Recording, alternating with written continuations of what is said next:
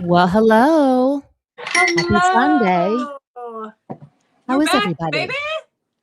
Woohoo! Yes, we are back.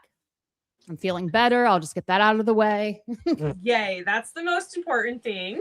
So, yay. Hello, Darren.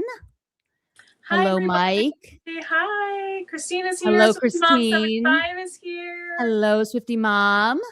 Darren and Woohoo! Mike, hello, Hello. hello, Okay, hello. so I think I have fixed the camera. Please let me know. Yay! Oh, LP is hello, LP. here. Jen is Hello. here. Hello, Oh, Jen. all our Hello, friends. Oh my God, everybody. we miss Hello, you always Christmas. all. Oh, it's Christmas. Hi. We missed you all Woo-hoo! so much last week. Yay. Yeah. So what's gonna happen tonight is Taylor is going to talk about all the things that she has put together, I have so much. which is so exciting. So we love new theories, all these things, all these discoveries. We're going to celebrate folklore because happy birthday. Absolutely. We're going to talk about some other stuff, but Mhm. she's going to fill me in because, as you all know, I have been out of commission, Yes. recovering from Yes. last surgery. So, I am so happy that the camera's fixed. I think I fixed it. I don't know. I think it looks clearer than it ever has, honestly. Really? Maybe Maybe it's all my it's just manifesting biased. I've been It doing. looks really, really Maybe it was, good. yeah, maybe it was like the hole I burned in the ozone, having the flip out the last time we had a live stream. It just full circled back and There you manifested go. itself There you into go. awesomeness. Okay, so let's get started. Let's get Happy started. and awesome. Yeah. And we're so glad you're back. And thank you to everybody for understanding. Yes. We And weren't for all the here last messages, week. Yes. And so many lovely, thank lovely you. messages Thank to you. Holly. Thank you. I As really always, appreciate it. her health is the most important thing. And just glad that you are feeling up to doing it today. And we'll just go as long as you feel okay going. Thank you guys. And let me tell you, I have in fact discovered that I am a Rosetta Stone of situations with my health. Of So health complexity. yeah, I am the Holly Rubik's Cube of putting things together. So That's not an area where you want to be unique. You would rather be real easy to figure out.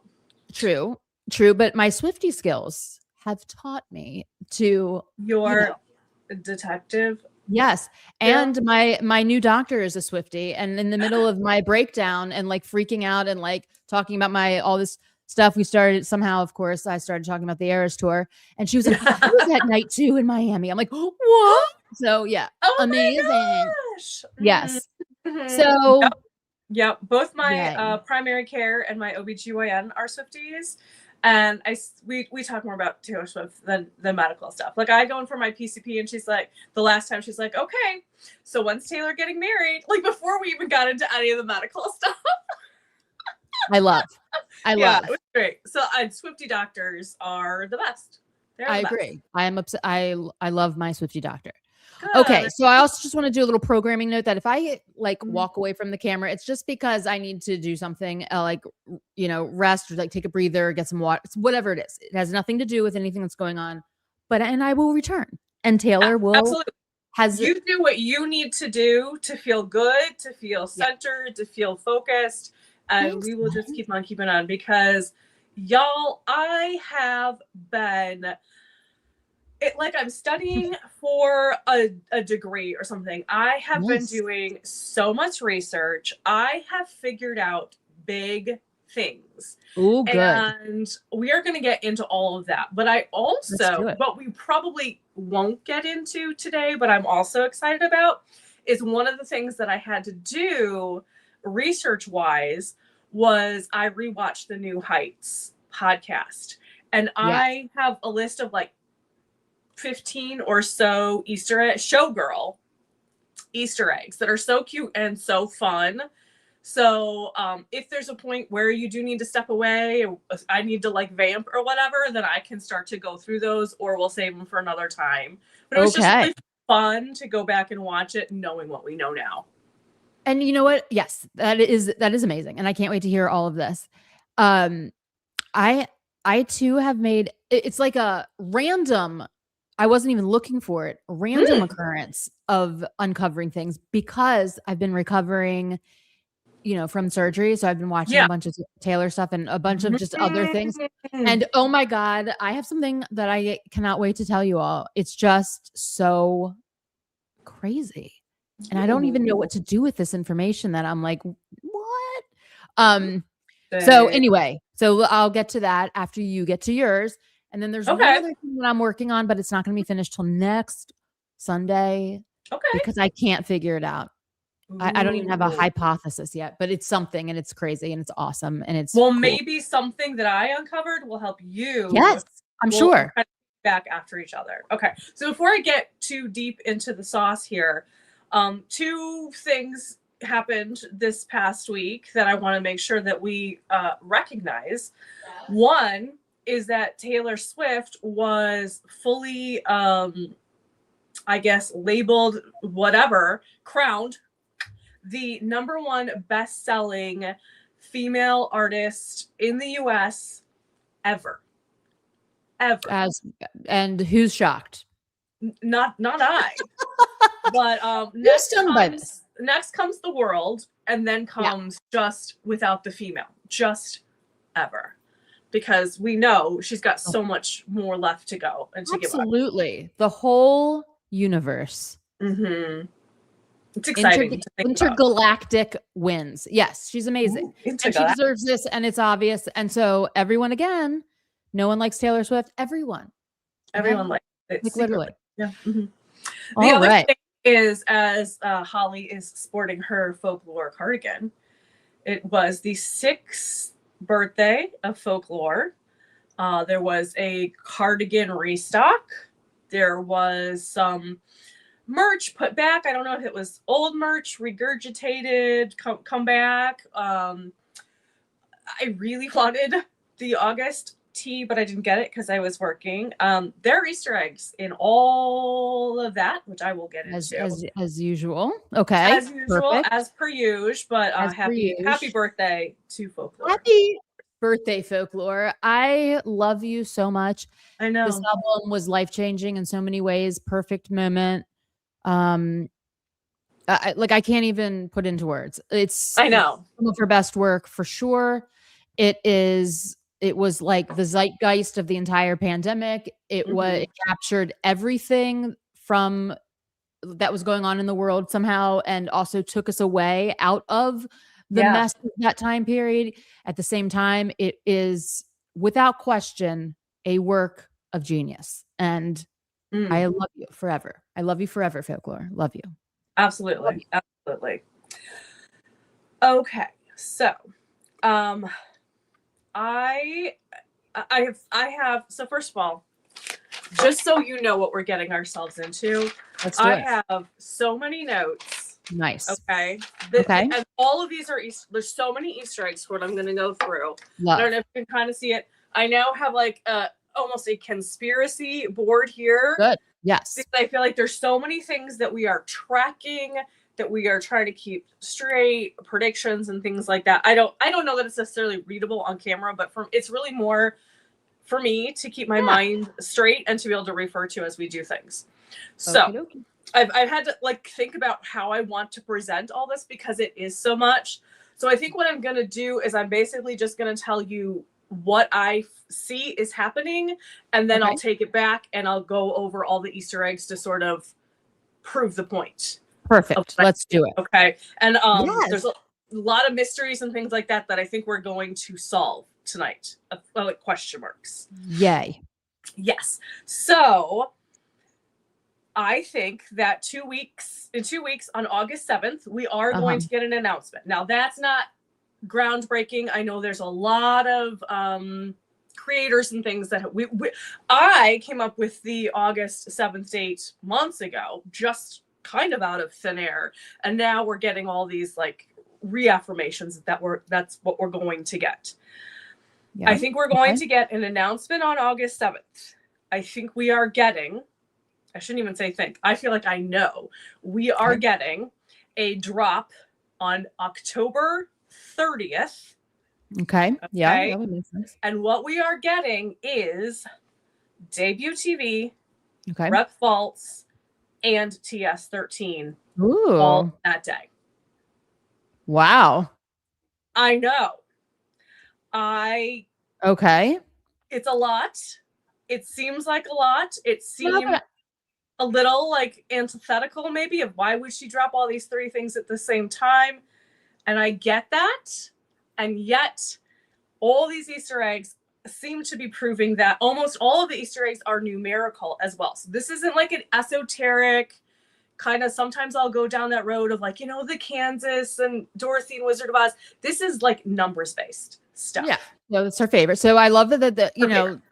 Yeah, it's her favorite. So 8-7, that makes sense. You know, August 7th, and 8-7. then 10:30. 10:30. If you remove the zeros, is 13. 100. Oh, 13. Yeah. 13, making the 100. If you remove the 3, it's a 100. It is. That's true. But remember, for a long time, I was thinking that she was going to release TS13 on an 8-7, like maybe next year to make the 100.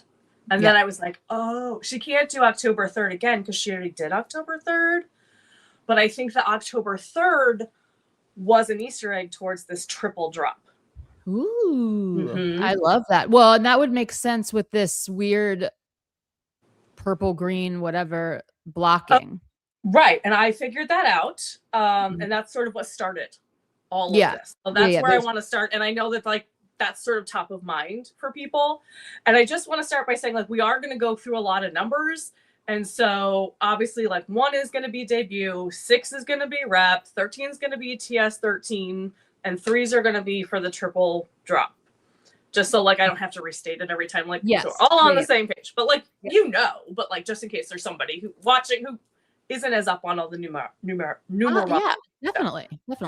Okay, so we did have the Spotify canvases, 3 of them that changed colors for like 24 hours. And I know there was this theory going around of an old video of Taylor like showing the Speak Now Taylor's version, and her fingers are holding it a little weird, and she has a red nail and she has a green nail because the 3 canvases are red, purple, and green. Yes. Now that never, and then people were like, well, there's a date, the 23rd. I think that there's all these releases and then there's nothing on the 23rd. Right. And people are like, well, that's the blank space. Well, that never made sense to me for 2 reasons. First of all, the blank space Spotify canvas was red. If it was supposed to signify the blank space in the dates, it would be purple because that was the album was the blank space in between her nails. So that doesn't make sense to me. Also, just the October 23rd, that, I mean, I know it's like, okay, yes, I know people are looking at the debut anniversary and they're only looking at debut, but it's just not a very Taylor-y number at this point. Like at this point, she's really trying to pick all her dates to be like 13 somehow. Yeah, so that's how she rolls. But like, so hold on. Are you saying that 10/23 is not a Swiftie date? I'm just making sure that we're all on the same page. It's not. It's right now. There's no anniversaries. There's nothing. It's very close to the debut anniversary. I'm not sure off the top of my head. I think it's that same week. So that's what people are thinking. But again, since I do think it is bigger than just debut. So here's what I decoded in the Spotify canvases. Okay. Yes. And also I would like to say that I think that TS13 is going to be lilac, which I know that I'm not the only one who is thinking that. I agree. I have been thinking that for a small amount of time. I have found a lot of old Easter eggs and things like that. Some people have talked about, some I found independently, and we'll get into that. So I just want to, that's another thing that we sort of like, if we go into this together, if you're going to go down this rabbit hole with me, you got to accept the fact that TS13 is going to be like a lilac/violet color. Perfect. Okay, let's do it. So, I was just going to say this, Darren. Hold on. That 10, like the 1 plus the 2 plus the 3 equals 6, which would be like a rep for the 6th album the day before the debut one. Just right. Okay. I mean, obviously it's a possibility. Like, I don't know. I haven't had a conversation with Taylor Swift on this, but this is like, this just makes more sense number wise. Go and with for the Easter eggs that I found. Like, I haven't found any Easter eggs for 23, but I have found Easter eggs for 30. So okay. Let's just do it. So we have 3 Spotify canvases. Yes. We have the I Knew What I Knew You is green. Yep. The I Knew What I Knew You, a piano version, is purple. Yep. And blank space is red. Okay? Yes. Mm-hmm. So I Knew What I Knew You, green, debut. We all got that right away. Right? Like, that's an easy one. The piano version, I think, is for TS13. Is that a hint towards what TS13 is going to be? Is it going to be all acoustic? Is it going to be something piano focused, something like that? Hi, T. Lee. We don't know. Hi, T. Lee. You know, obviously we don't know. I have some theories about TS13, which I will get to, I don't know, at some point. This is a lot of information. I'm trying not to be overwhelming because in my head right now, it's like all this information. I feel this. I understand. Okay. Yeah. So the biggest mystery, of course, is the blank space is red. Why? But that doesn't make any sense, right?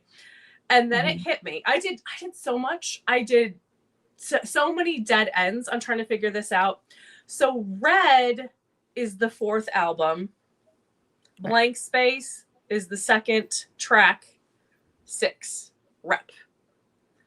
So this is where I started with. We're getting debut, rep, and TS13. And that's why the Spotify canvases were changed to Easter egg that Okay. All right. I love this. Now, here's the other thing about the date 10/30. Because, of course, being a Swiftie, I went and found out what national holiday is on 10/30. Okay. It is National Checklist Day. Oh, nice. And blank space has the lyric, got a long list of ex-lovers. So that's why I think of all the songs, she picked blank space. Now, if you think about a checklist and checking things off your list, thank you, Darren. Yay, thank you, Darren. What does she have to check off her list? Getting married. Well, okay, but that's checked off. That's done. Check. We have debut. We have the re-records basically to get done, right? Totally. Yes, absolutely. So we're checking all these things off our list. And also, so that's 10/30. So that makes the most sense. And there's also the Zane Lowe interview she did for Showgirl, where, she had the constellations behind her. Yes, that is the other thing. And I will get to that in a second. I have a theory on that. Okay, great. Because I think I actually went back to see if she used that song recently. I think she hasn't used that song as an Easter egg because people would flip their shit, right? If she put any rep song on a social media, she or Tane, people would lose their minds, right? But I do think that there's a little Easter egg in that in regards to the Eras Tour performance of that song. I lost my train of thought. Oh, the Zane Lowe interview for Showgirl promotion. She literally talks about how she made a list and was checking things off. And that was when we had the constellation behind her, the Hercules constellation. That's right by that 13 constellation or whatever. Okay. So again, I'm thinking, so this is when I'm starting to think maybe I am on the right track. Perfect. I love. Now, this is, and remember my How to Lose a Guy in 10 Days theory? Yes. So the 10 would be for October. Okay. And then also there's other, there's 2 instances of like checkers, like checklist checkers. The summer drop, not this past summer, last summer. Remember there was like that blanket or something that had checkers on, which felt a little strange, right? Felt a little weird. Kind of cool, but weird. It was when play stupid games, win stupid prizes, wasn't it? Or no? I think so. Yes. That was what was written on it, right? Yeah. I think so. And then in the Opalite video, when they are on the stage and they're doing Opalite, all the older people in the background who are like not amused by them, the M13 cluster. Thank you, Darren. They're all playing checkers.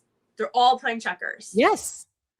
There's so much shit in the Opalite video. There's video. so much shit in the Opalite video. Also, in the Fate of Ophelia video. Oh, wait, before I get there. Here's the other numerology thing I came up with the three things going together. Okay. If you add 1 plus 6 plus 13, you get 20. And I think her putting all of these out is her big 20th anniversary celebration. Love. Really celebrating that this is 20 years in the industry, 20 years of debut, all that kind of stuff. And in the Fate of Ophelia music video, going down the hallway on the cart with the dress that we all love so much, everybody in that hallway, there's a lot of greens, there's a lot of purples. Cam is in the back with his black snaky looking outfit. Oh yeah. They go through door 87, which we just thought was for Travis, but maybe it's for the date 87. Right. And they go through the door and it's a big party. It's a big celebration. And we're going through a motherfucking door to celebrate. Okay. Love. I love fully. I love fully. Hold on. There was something I wanted to add to the Fate of Ophelia. Or no, maybe it was Opalite. Oh, yeah, it was Opalite.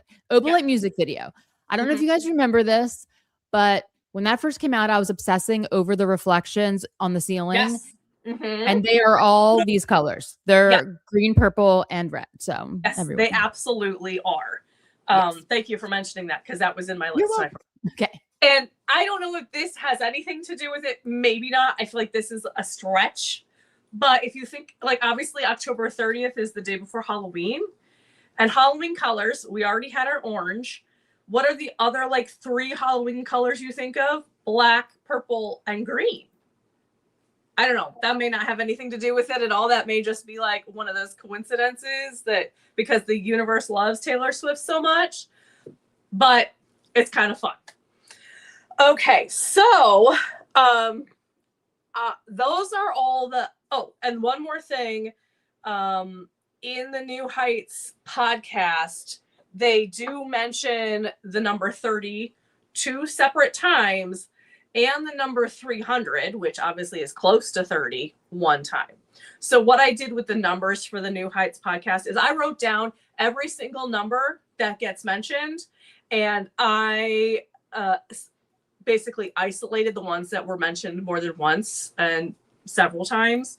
And those are the ones that I have focused on because they mention a lot of numbers in that podcast. And the only one I didn't figure out is the 47s. So maybe that's for down the line somewhere. We'll just have to hold that for maybe, I don't know, a different, not TIA High, another, maybe it's for like TS 14 or 15 or 16. Who knows?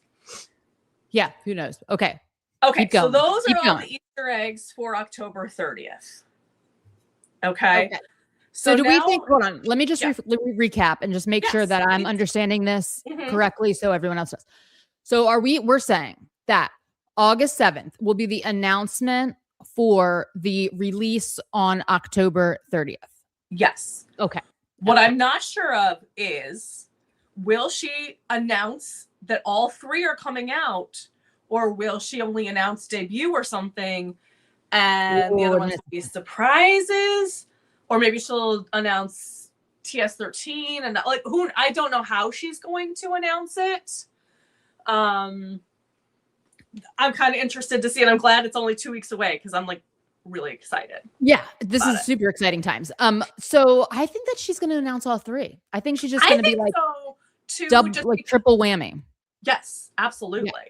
And also like think of what the charts are going to look like. Oh, I know. I cannot wait for this. Top 50. Like boom, top 50, just her. In like every category, like on the country charts, on the pop charts, on the whatever, like all of them.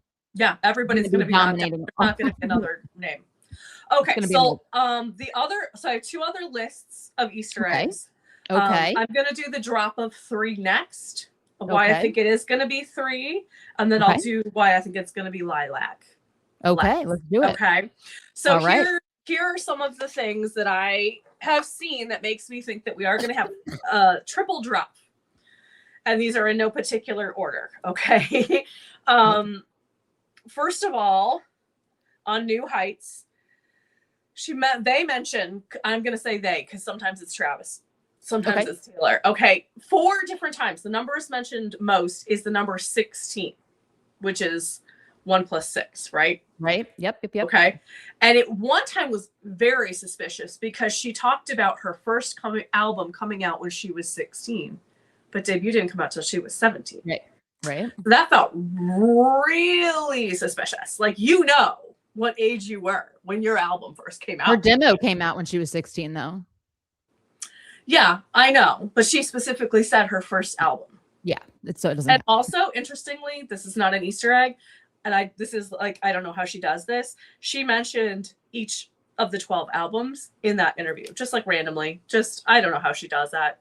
She's amazing. She's amazing. She also, in that interview, mentioned the number 3. Okay. 3 separate times. And puts up either 3 like this or 3 like this. Because she's talking about October 3rd.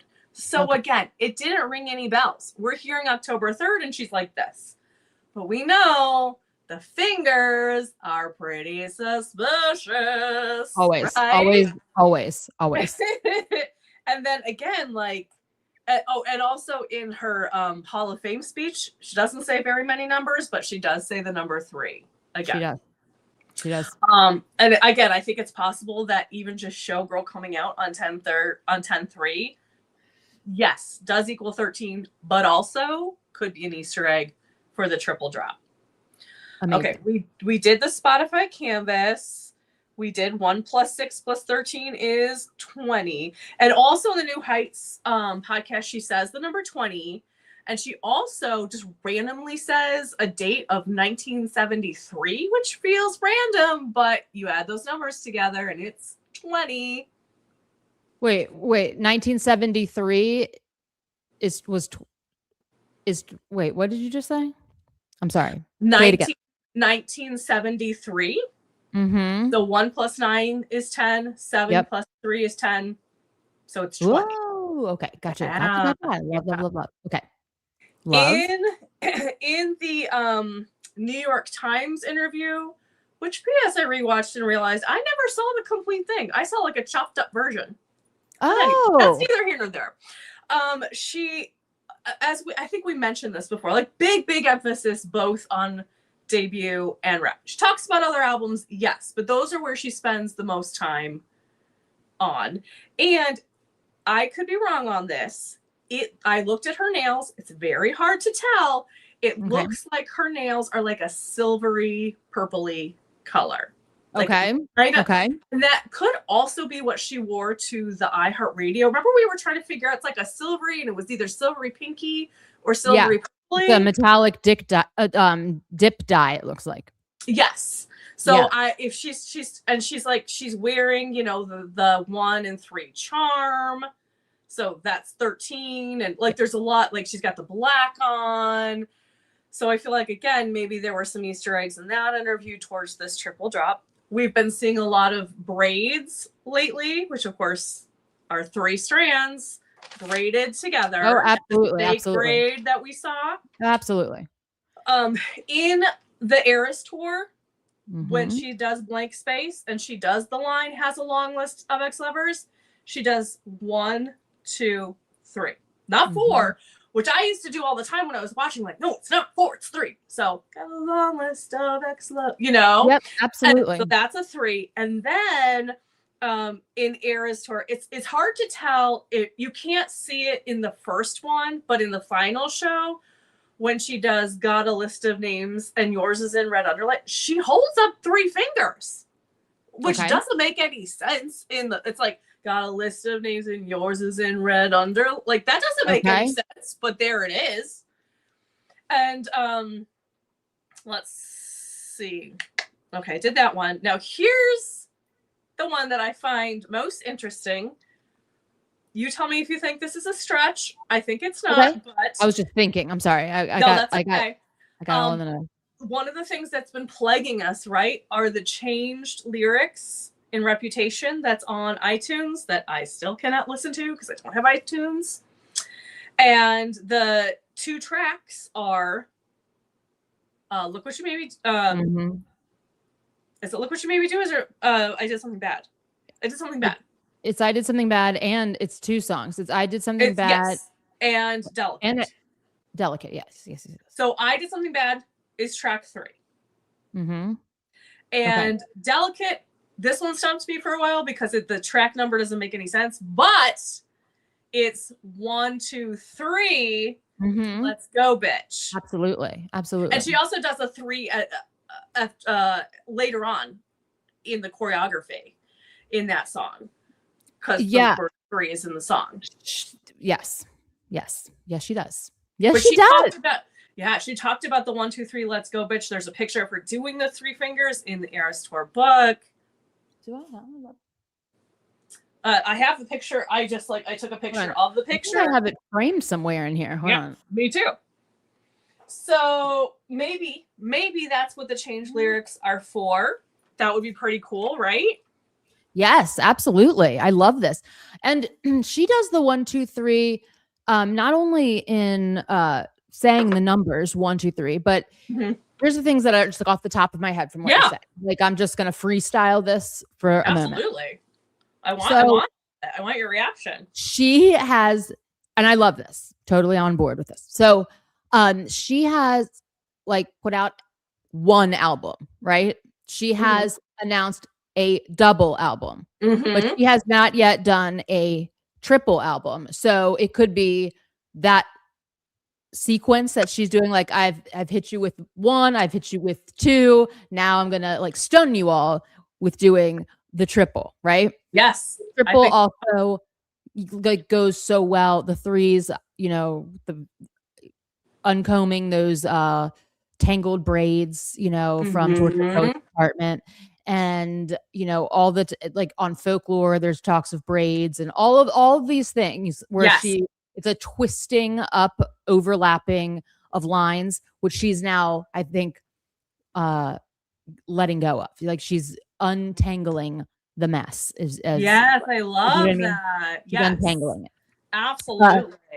The other thing about the that she does that's so interesting, in my opinion, when it in regards to 1, 2, 3ing. Yeah. She does it in words, and she usually does it when she says the word I, but she'll go I, or then she'll go I. Like, she'll do a 1, 2, 3 pattern of certain words in certain songs. So it's like she'll even do it in like, it's usually like in a pre-chorus. It's very interesting. Like baby, baby, baby. Like but it's usually I like I. Yeah.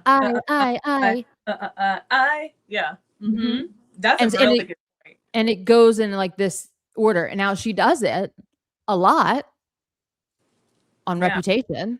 She does. She does it on Debut. Yeah. And even it's like the like, oh my like she'll do this thing where it is in sets of 3s, then a 2, then a 1 in a lot of songs. So absolutely good. I have to go, like, again, I'm like totally just freestyling this right now, but I will go back and look and see if it would be very interesting if it is the most concentrated on Debut and Reputation. Yeah. That would be very interesting. It would be very interesting because she does it a lot. She really does it with the eyes, and she does. Yeah, and it looks like Roman numerals in the lyrics when you look at them, like the it goes like I, comma, comma, comma. Oh, you know what I mean? And it's like, it's basically only like 1, 2, 3. Yeah. You know, it's interesting. It's very interesting. Wondered, and again, this one might be a little. Does it on dress?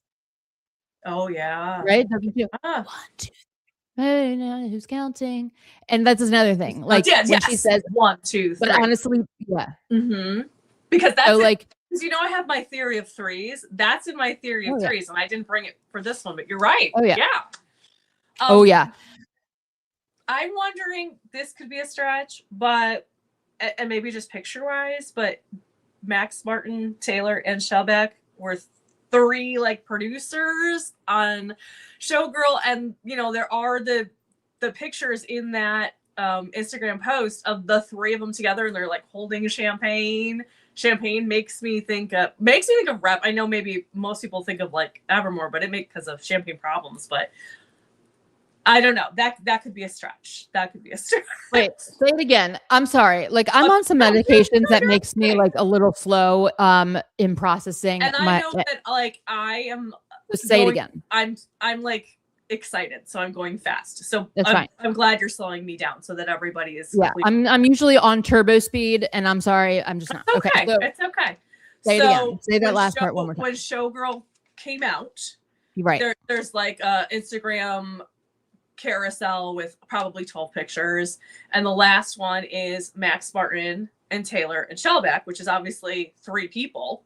Mm-hmm. So maybe just her using a team of two along with herself could be an Easter egg for the threes. That feels like a little bit of a stretch. It doesn't though, because I don't think it is a stretch though, because her obsession with the number 3 is so huge. And I think it's because of like some sort of like sacred geometry type of like triangle situation. And if you think about like throughout her entire career, the different types of triangles she has been in, whether it is her, like her, the manager, media, her, Joe, Maddie, her, fans, somebody else. Like there's a lot of triangulation that's constantly going on. Her, Jack, Aaron, her, Max, Shellback. Like there's a system of threes that has repeated itself for a really long time, and I think that the folklore triangle, I'm like there's so many triangles. There's just like it's like sacred geometry. Yes, I do think it's because I think about this with the folklore triangle all the time. It's past, present, future as well. So which, like, absolutely. Past Rep isn't exactly present, but TS13 is future. So maybe I don't know. Well, hold on. Can I throw a devil's advocate thing in here just real fast? Okay.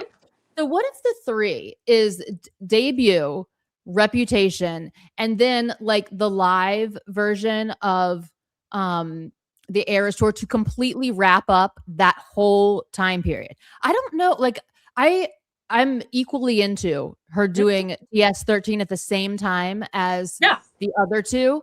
But do you think that she would do that? Or do you think she would put a nice little bow on, here's the last 20 years? Boom. I mean, I don't know. Either way. I thought it. And like I was trying to calculate like, because the Spotify Canvas had the purple with the piano version. And so I was trying to I looked at every time she wore the purpley dress for the piano, and I'm trying to do all these numbers, and I'm doing track numbers and everything. I'll be right back. Yeah. It's definitely a possibility, but the purple is what makes me think that it's for TS13. Okay. Because purple doesn't really correspond with the Eras Tour, in my head anyway. And maybe I'm wrong with that. Like maybe, and if it is an Eras soundtrack winner, obviously I would love it, right? Like I'm not complaining. But I also have a lot of Easter eggs for it being purple / violet / lilac for TS13. Okay, so how are we gonna navigate around? Why would she pick lilac when Speak Now is purple? Oh, I have an answer for you. Please, now this is incredibly theoretical, but I kind of love this theory, and I know you are too. So, I totally love it. Well, no, I mean why it's going to be purple. First of all, purple is her favorite color. So TS13 being her favorite color makes sense. Sparkle is her favorite color. That's what she said. Sparkle. So, but no, I agree. When we think of Speak Now, the hallmark of Speak Now is that she wrote every single song by herself, right? I love Speak Now too. I love that album with my whole entire soul. I know. I know. I can't even think about it without What getting if emotional. what if the hallmark of TS13 and why it is another shade of purple is that not only does she write every single song on her own, she produces the whole Oh yeah. album on her Oh own, yeah. which would mean, Holly, That she gets all. but wait, because you're going to love this. That would mean Somber would be an Easter egg. All the talk about Somber, about everything at the Hall of Fame, her being seen with him because he produces all his own music. I think maybe one song on his album is co-produced with somebody else. Okay. So she's just saying me, myself, and I on this album, like in every aspect. Right. And it would also explain why she was talking about Max Martin as and Shellback as a mentor, like a producer mentor. Like I feel like it ties all these little loose ends, all these little question marks that we've had. But why did she say that? Why that way? Why Somber? Why did she bring up Somber in her Hall of Fame speech? Oh my God. All of these things could all be Easter eggs for her producing the album completely by herself. So we have the whole album of Speak Now, and then she steps it up a notch because it's however many. Yeah. And he did this, and he did the Dear John off of Speak Now Purple. Exactly. And did Cardigan off of Folklore. And if I could just divert for a second, we have the 8/7, because the Folklore anniversary drop that just came up. It was the song August. It had an emoji of the leaf. The leaf has 7 little leaves on it. It was the 6th anniversary. So again, we have a 6. On the 24th, again, we have a 6. And the sale was up for 24 hours. And again, we have that's a 6. And also, I thought it was very interesting, the Cardigans coming back. Now I know Cardigan is with Folklore, but the way that it was laid out, and I have the picture off the website just so you can visualize what I'm talking about. It's 3 and 3 and 3 and 3 this way and 3 this way. But the way it's laid out, it's also 3 this way, and it's 3 every, like there's a bajillion 3s all the way through. Right. Like it's not even just a straight tic-tac-toe. Can I also just point out something that I'm just noticing from that? Yeah. If you hold it back up, So if you go from, is that Folklore at the top? Because I have very bad eyesight. This is Folklore. Okay, so if you go Folklore, 1989. And then what is that green one? One is that's the that's the Fearless one. The colors are just okay. Yeah. So I'm like, wait, I don't have that one, and now I'm in a panic. Okay, so if you go those 3, and then you go Folklore at the top, 1989, and then red at the bottom, it makes an X, and X marks the spot, as we all know, which is where it all fell apart, which is on Reputation, but the X on that picture is 1989, where the blank space is going on, right? Also, because the colors are wonky, it almost looks like that's black and purple and green. Now, those aren't the colors of those cardigans, but the way it's colored, it kind of looks that way. It does look that way. I'm also a little, I just have to like I'm also kind of like, why didn't she make the red cardigan red? Yeah, I don't know. I will never understand that. And then also an X is, Christine, you're right. An X is the 10 in Roman numerals. So you beat my brain to saying it, but yes, absolutely. Yes, absolutely. So then we have an X and a 10. Like 2 X's for 20. Oh my God. And hold on. Now, this is like, I haven't even talked about this because I don't know why. Because again, I've been, a lot of stuff's going on. But why did I notice this? Hold on. I'm thinking. Anyway, I'll get to it in a second. It's about the exit signs. So I had this. We'll get there. We'll get there to the exit signs. Because I do think the 2 exits are debut and rep and exiting out of it. Absolutely. Absolutely. They were both great. And also just the one other, like the other August stuff, obviously the velvet, the national velvet, obviously it's Travis number. I think the Elizabeth Taylor, this is all stuff we've talked about before. Elizabeth Taylor was the national velvet. The horseshoe, yes, was for Toy Story, but I think it was also for national velvet. Also for debut. Right. Well, yeah. And you know, the debut, all the 8 tulips and the 7 tulips that we've covered before. Also, remember we had High Infidelity Day marked by Tene for the first time ever. Yes. That is a track 17. 1 + 7 is 8 for August. Nice. Love that. Okay. So again, it's like we're answering all these little that's weird, that's odd questions, which makes sense to me because they're Easter eggs, obviously. I love this. I completely love this. Let's get to did we go through all the lilac? Because I started the lilac. Okay, because I walked away and I like a little. Okay. I am a little bit out of it. Okay, I'm not gonna lie or pretend. You're good. You're good, and you can always watch this back. Yes, because I won't delete it. Yeah, hopefully. Like last week, sorry, or the week before, whenever the hell that was. Yeah, that's okay. I've lost track of time. Yeah. Okay, so for the lilac, okay, so purple's our favorite color. As has been discussed many times on from different creators. Like this isn't something I came up with on my own, but in the Bejeweled Elevator, the 13th button is purple. Okay. We have the last song that came out for Showgirl was, of course, Elizabeth Taylor. The box variant of which is like a lilac purple color. Like we ended up off of Showgirl with like a very purple-ness, right? Lilac, violet, whatever, you know, I don't know what color technically. Are we going to call it lilac or are we going to call it violet? I like lilac because I like to think that Eldest Daughter is like a bridge song to the next album. And okay, I'm trying really hard not to get too hard ahead of myself. So I'm going to come back to the CD variants for Showgirl in a little bit. So just put a pin on that. We have, obviously, like I was just saying, Eldest Daughter. We have a lilac mention.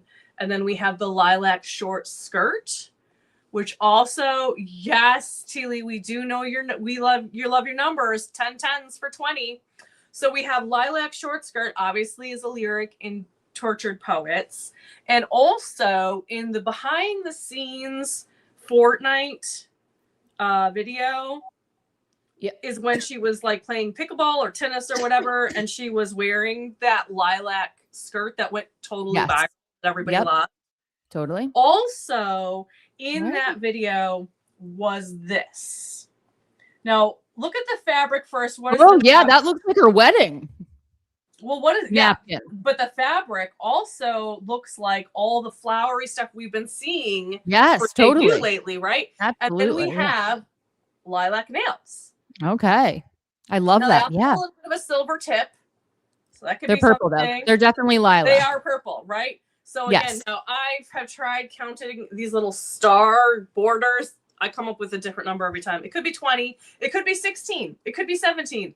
Well, 20 works for us. 20 works. 16 works because then it's like 1 and 6. Yeah. It goes by really, really fast.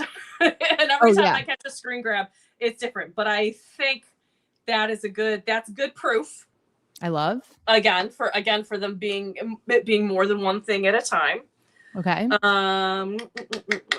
Okay. Again, this is hard to tell, but as best I can tell from our pep walks that we are still tracking, from all white forward, so all white, the white and tan, the light flowered one, and the gold dress, it does look, again, she's wearing like a light purpley, that silvery nail color. So from the white, the wedding, which the sign, of course, is lilac, the just married sign. Yep, totally. So from like wedding on, we're in lilac nail mode. I love that. Also,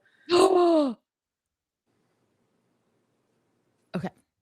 Also, hold on, I just got to throw this in there because I can't help it. Uh-huh. But also, like Travis's colors are red, and she has a lot of blue in her past, and Mm-hmm. blue and red make purple, which is Also, Travis, when he hosted that show, Are You Smarter Than a Celebrity? He wore a lilac suit for the whole thing. Okay. Also, we have this lilac, which is obviously Yep. one of the I knew it, I knew you variants. Now, here's the thing that I find personally the most interesting and the most, I don't know, tell me what you think. So we have the famous Masters picture. She's wearing a violet, lilac, whatever sweater. Lilac. Yep. Her knees, she's literally like, I'm a debut, I'm lilac, I'm rep. Her knees are pointing to debut and rep. And she's right in the middle with the purple. Yep, I love that. Tell me that's not for all three of them at the same time. So hold on. What if she does a debut, then TS13 announcement, then reputation, as she announces them on the 30th, like she announces the one, or like they come out in a staggered order like that. It would go in that picture. You're right. Yeah, I see what you're saying. Because it looks like she's in the middle of those two. She's holding both of them. She's sort of a bridge between the two of them. Isn't her hands like pointing to both of them, or like right above both of them? Yeah. Right. Yes. Right above it. Okay. I think that's everything. All right. So, what else? Oh, yes. And I also, I know we've said this before, but even more so, I'm convinced that the title for TS13 is going to be just T, because I'm seeing a lot of ones as well. Oh, wait, there's one more. There was one more number thing. Hold on. What did I miss? Wait, I was in the lilacs. Oh, for back to the oh no, that one didn't pan out. Never mind. I thought that's when I thought there were 17 stars on that sewing thing, because she does in the New Heights, she talks about the 1700s, and then the first thing she mentions is sewing, and so I thought those were connected, but I don't think that they are. Okay. Well, but they might be. They might be. Well, we'll circle back to it. Yeah, we definitely can. So I love all this. I think that's everything. Okay. This is a lot to process and a lot to talk about. And it's very awesome. And I am so on board. Like, I think this is great sleuthing work on your behalf. So let's just give you the Sleuth Award crown. Thank you. Thank you. I hope I've convinced everybody, at least of the 1030. If I haven't convinced, and I mean, I think everybody sort of is on board with the 8-7 already. I think that's like, I feel like I've been seeing that all over the internet, but I've not seen the 1030. So I'm hoping I've convinced everybody of the 1030, because I believe that down to my tippy toes. I love this. I believe it too. I am a believer in this. I love it. Okay. Can I tell you something completely insane that happened to me? Please. An unexpected Swiftie discovery. Great. And I am still shocked by it. Okay. I'm still shocked by it. Okay. So as we all know, I'll just give you the story. I'm going to story time with Holly right now. Story time. So as we all know, I've been recovering from surgery. I've been staying at my mom's. Okay. And we've been having a great time, even though it's been rough, the recovery. Okay. But it's been a wonderful time where, I can be like, have you ever watched this? Have you ever watched that? We should watch this. We should watch that. You know what I mean? All of this stuff. So one of the things, because again, one of my other obsessions is like anything historical, but also like old Hollywood obsessed. So I said to my mom, have you ever watched the feud of Betty Davis and Joan Crawford? Have you ever watched this? I did watch it. The Ryan yes. Oh, it was good. So good. So she's like, no, I've never watched it. I'm like, okay, well, we have to watch it because it's just excellent, right? It's just excellent. I'm like obsessed with their feud. I think it's so out of control and like hilarious, right? Okay, well, the last time I had watched this was in 2017 when it came out. So now in my head, if you add up 2017, it equals 10. Just crazy. I just did that in my head. All right, but here we go. You guys, When I tell you this, you're not going to believe me. But there are lines verbatim in this for almost absolutely every single song on Life of a Showgirl. What? I'm not joking. I'm literally not kidding. Me and my mom both were like, what? Like pausing. Listen, it got so crazy that, and I'm not, when you think about this feud and like what the themes of Life of a Showgirl are about, and these two like Hollywood icons, I'm telling you, oh my God, it is so insane. But there is an actual scene, okay? It's during the Oscar scene where Joan Crawford is like out of control and she's accepting the Oscar on behalf of somebody else just so she could be on the Oscar stage to accept an award. So Betty Davis doesn't get it. Okay.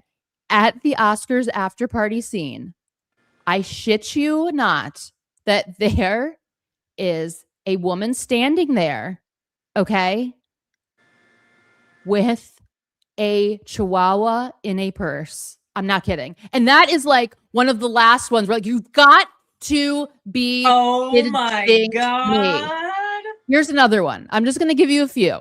Chihuahua in a purse. Okay. Great. The line where Hedda Harper is like talking about like she's trying to get, you know, people to vote for this person versus that person for the Oscars. Right. She says, oh, she shouldn't get another Oscar because what does she have? What does she do with her Oscar? It's on the bathroom floor? You're damn right it is. On the bathroom floor. She uses it as a doorstop in her bathroom, on her bathroom floor. Getting chills. Oh my God. The list keeps going on and on. It's like every song. It's like every single song. God is my witness is in one of these lines. God is my witness. I have to rewatch it. It's crazy. Hi, Tiffany. It's called When is the Maddie movie coming out, Holly? Well, here's what I think. Okay. Now that they're both married, I feel very, very great about like not getting any shit for doing this because, like, I don't like they're both married and that's how I'll be opening it. So I will be recording it. I apologize that it's taking me so long. But you know, all this health stuff kept happening. So Tiffany, I have not forgotten. It's like literally, I'm so obsessed with it. The level of deep sleuthing I did on that is so, it's like literally like 5 years worth of research. So it is coming up. Okay. So, bathroom floor. What movie is it? Okay. So I want everyone to watch it. It's a mini series. It's called Feud, Betty Davis and Joan Crawford by Ryan Murphy. It should be on Hulu. Yeah, it should be on Hulu. I mean, you can probably get it on YouTube also. I mean, I don't even know at this point, but like, it's insane. There is a line from absolutely every song, even like she says, "Ruin the friendship." Like all of these. I mean, like it's so crazy that I was like, did Taylor Swift watch this in 2017 and write an entire album about it? Because like the parallels, the line for lines, like it's truly unbelievable. Me and my mom, jaws were on the floor. Like this can't, like it happened once. Okay. Happened again. Okay. Happened again. When the line was she has her Oscar on the bathroom floor, I was like, oh, hell no. That is wild. Wild. They were talking about Betty Davis, by the way. Like Chihuahua in a purse during this like fight scene at the Oscars party. God is my witness. There's something from Canceled in there also. I can't remember. Like it's every song. It's every song. And basically the whole movie is like at one point it's like, Joan, you're a legend now. What does it matter? Like you're a legend. Like it's like literally the song Life of a Showgirl. It's every song, and I don't know what it means, but I think that Taylor was just like, well, I'm obsessed with this feud, and I can see, you know, it's show business, baby. You know what I mean? They keep saying that in this movie also, like over and over. Yeah, okay. Oh my God, it's not a documentary. It's a No, dramatization. dramatization. It's Yes, and it's called amazing. Feud, and then like colon the Yes, Betty Davis and Joan Crawford Joan feud. Yeah, Crawford story or feud or something like that. He It's by al- Ryan Murphy. yes, So you know he how also he does like American Horror Story, like yeah he had these he 'cause also then did the he next also feud did was the Capote and the Swans. yeah. Yeah, which is also good. But like this feud, and I'm okay. I'm also just gonna say this. I have to. I mean, I know it came out afterwards, didn't it? Like, I don't know the exact date of when Feud aired, but the opening does it not look like the lyric video for Look What You Made Me Do? It does when you watch it. It's I don't insane. remember it. I don't It's remember the opening. insane. It's totally crazy.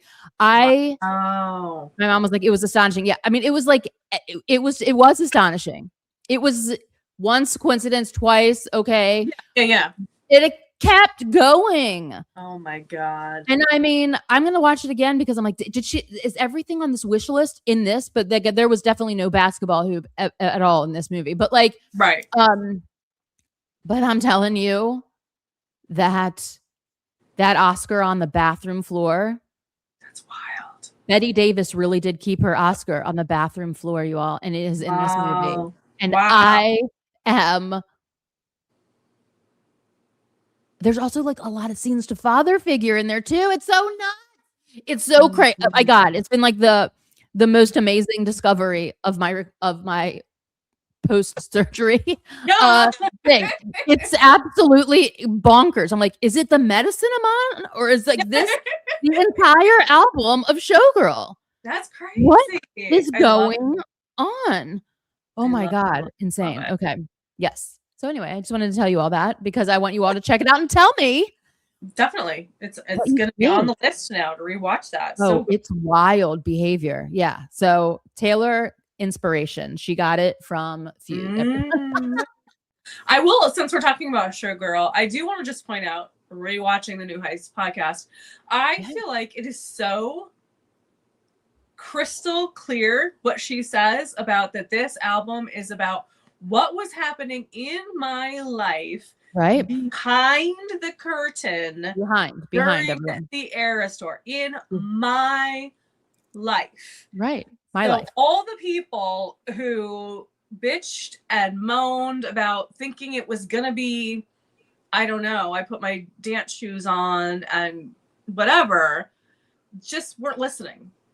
Which we know. Like we talked about that. But I was like, I have been wondering for a while, like, am I remembering how she described it correctly? Yes. I took the opportunity to do it, to watch it again. And when I listened, I was like, yeah, that's exactly what it is. That's what it is. And anybody who tried to build expectations that it was going to be something else, that's on you, my friends. That's not on Taylor. Yeah, the person that like went on a world tour complaining that Showgirl wasn't the cabaret album they were expecting. I'm like, right. Really? I mean, although I would love it, but really? Like you did think that?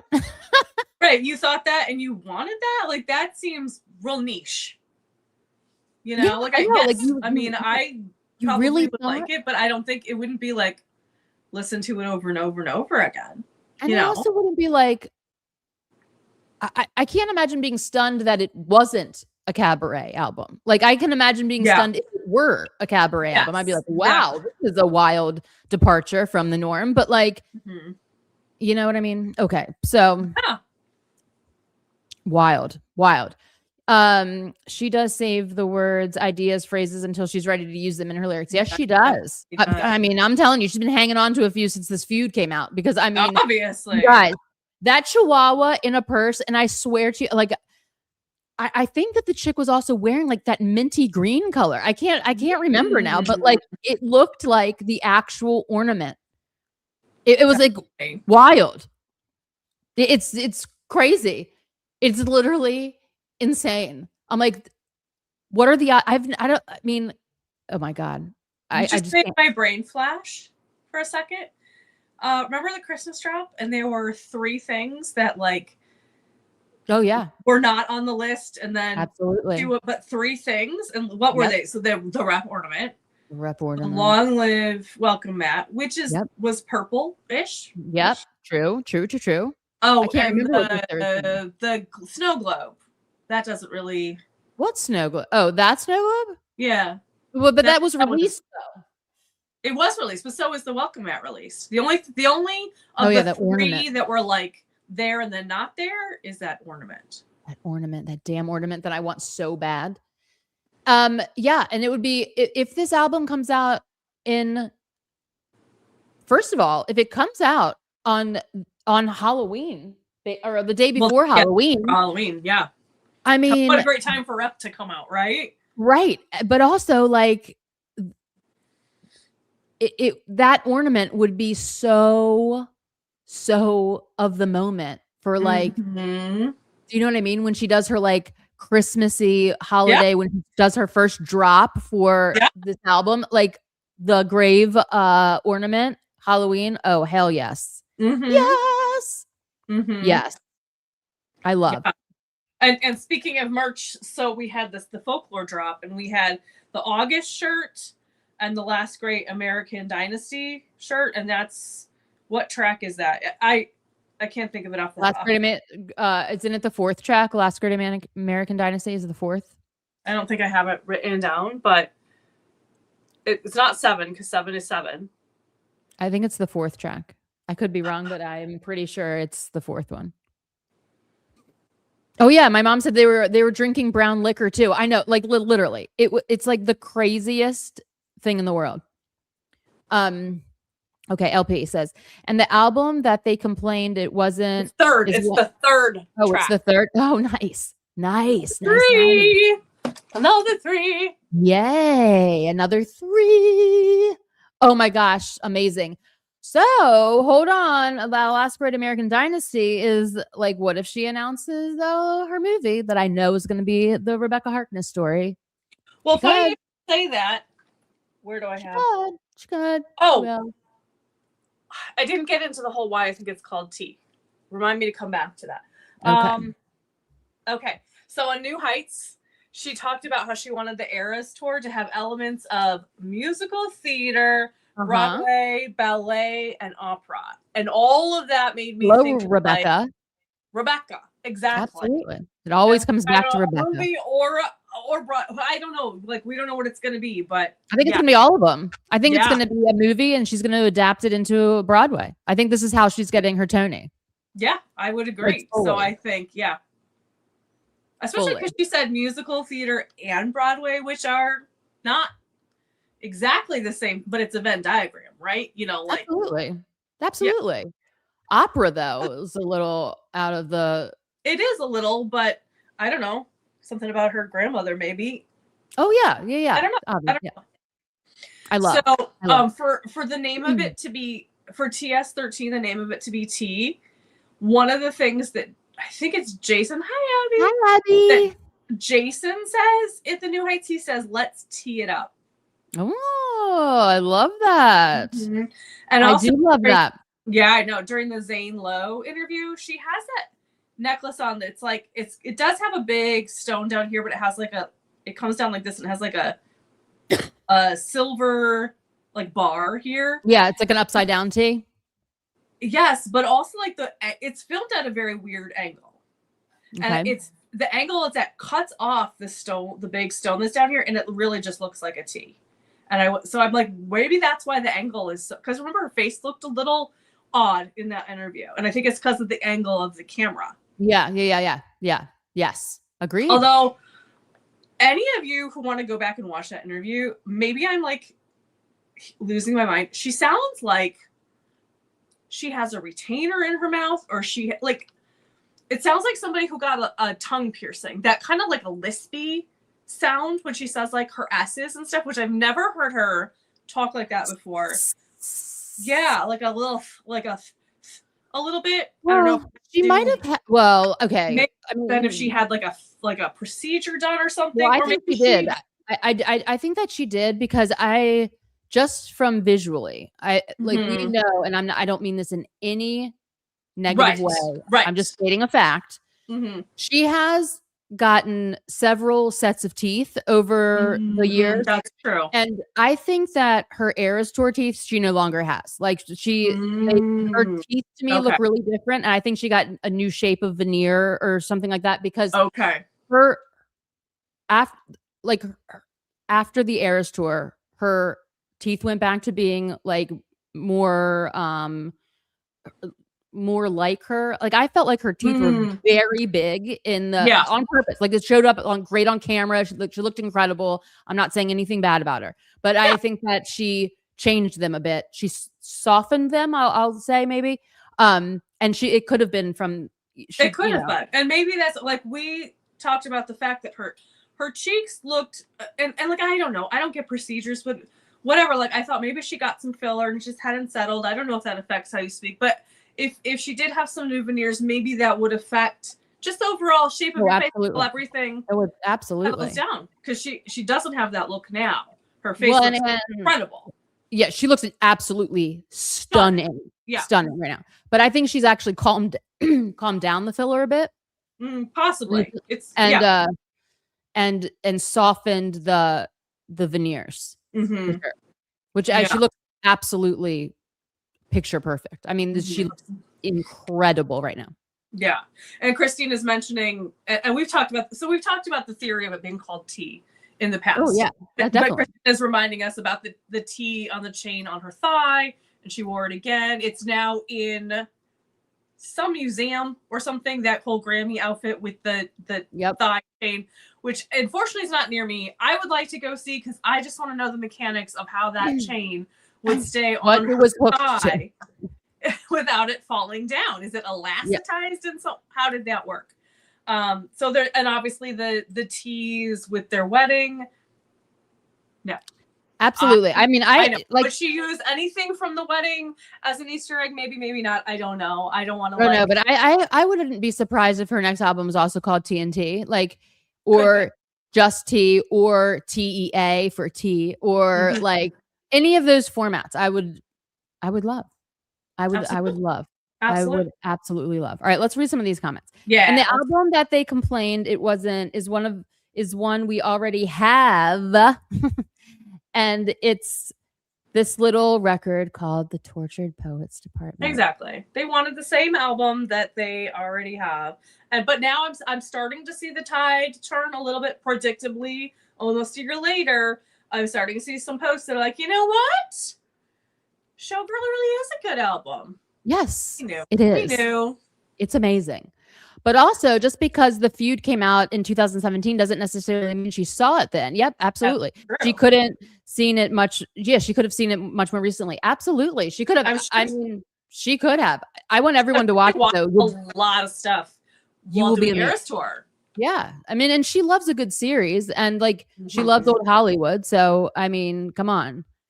Travis was in a Ryan Murphy show, so maybe she was inspired once he gave Travis a chance. Maybe she's Maybe. like, let me just watch all of his work. I mean, possibly. It's you guys. I was stunned.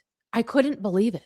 I'm like, it just Or keeps maybe happening. they watched it together, like as his prep for interviewing with Ryan Murphy, or meeting with him, or being in the movie, or whatever. Makes sense that they would Maybe. sit down and watch his. I mean, Ryan Murphy is prolific.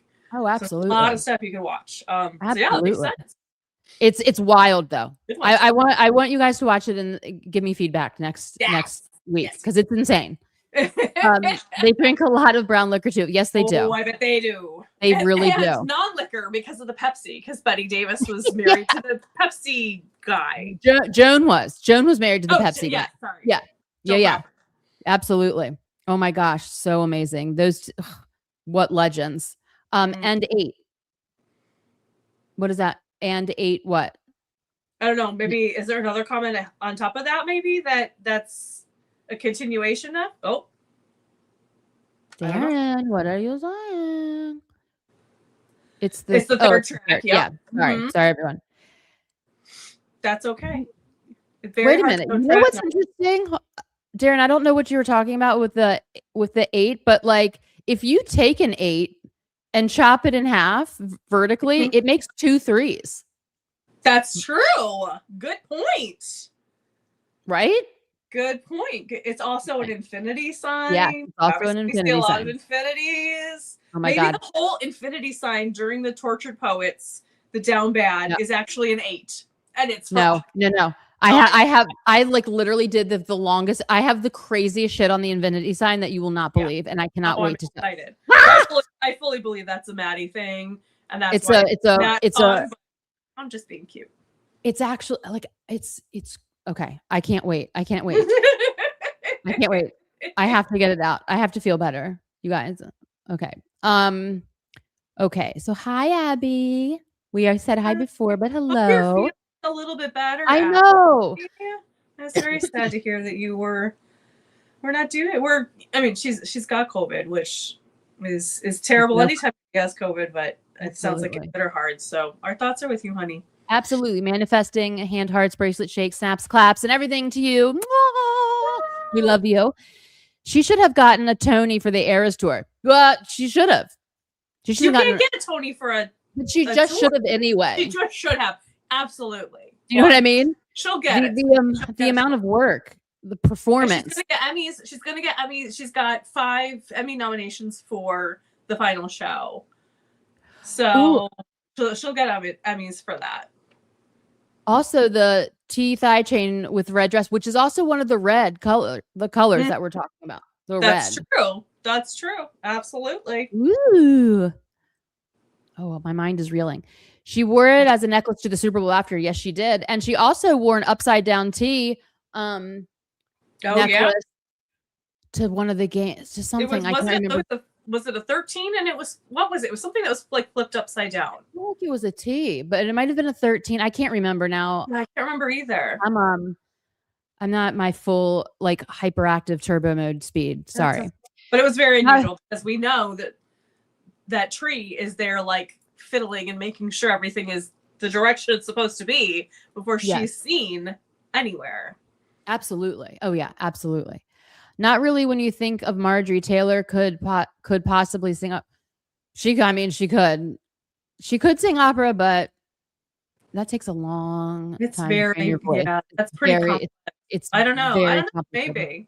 I put nothing past her. Let me just get that out of the way right now. Right. But like it would, it's a minute. Maybe it is an Easter egg reputation sound like a snake hiss. The list? I don't know. That would be hard. I don't know.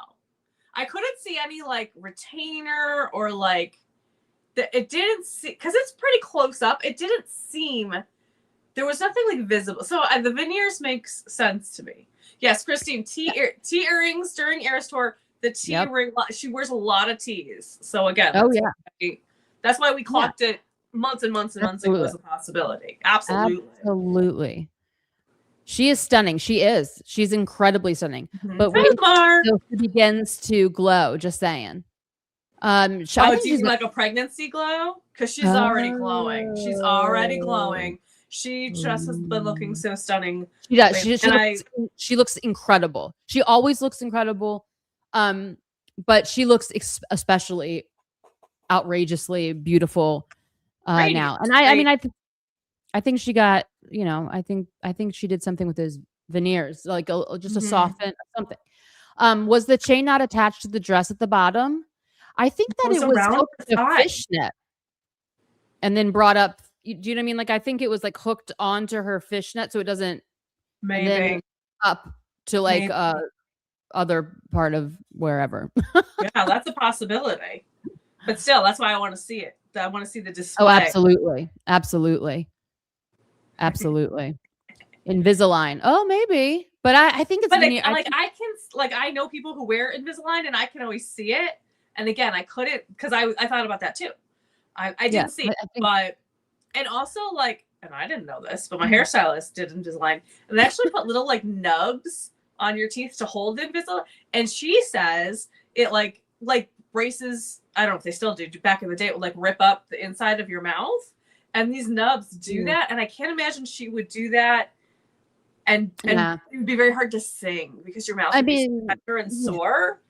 And she has veneers. I mean, like, That's go true. back and look. Like, she Yeah, has why veneers. would you do Invisalign Like, and veneers? Yeah. yeah, like she has veneers, or implants or like whatever. I mean, Yeah. I had a couple clients, one in particular who was constantly changing her veneers, and like I Oh cannot imagine like going through that all the time, but like no. but she would like For sure. it was pretty wild. But I can see in Taylor's case like it, just being something that she like, actually this shape's not working, whatever the Yeah. circumstance is.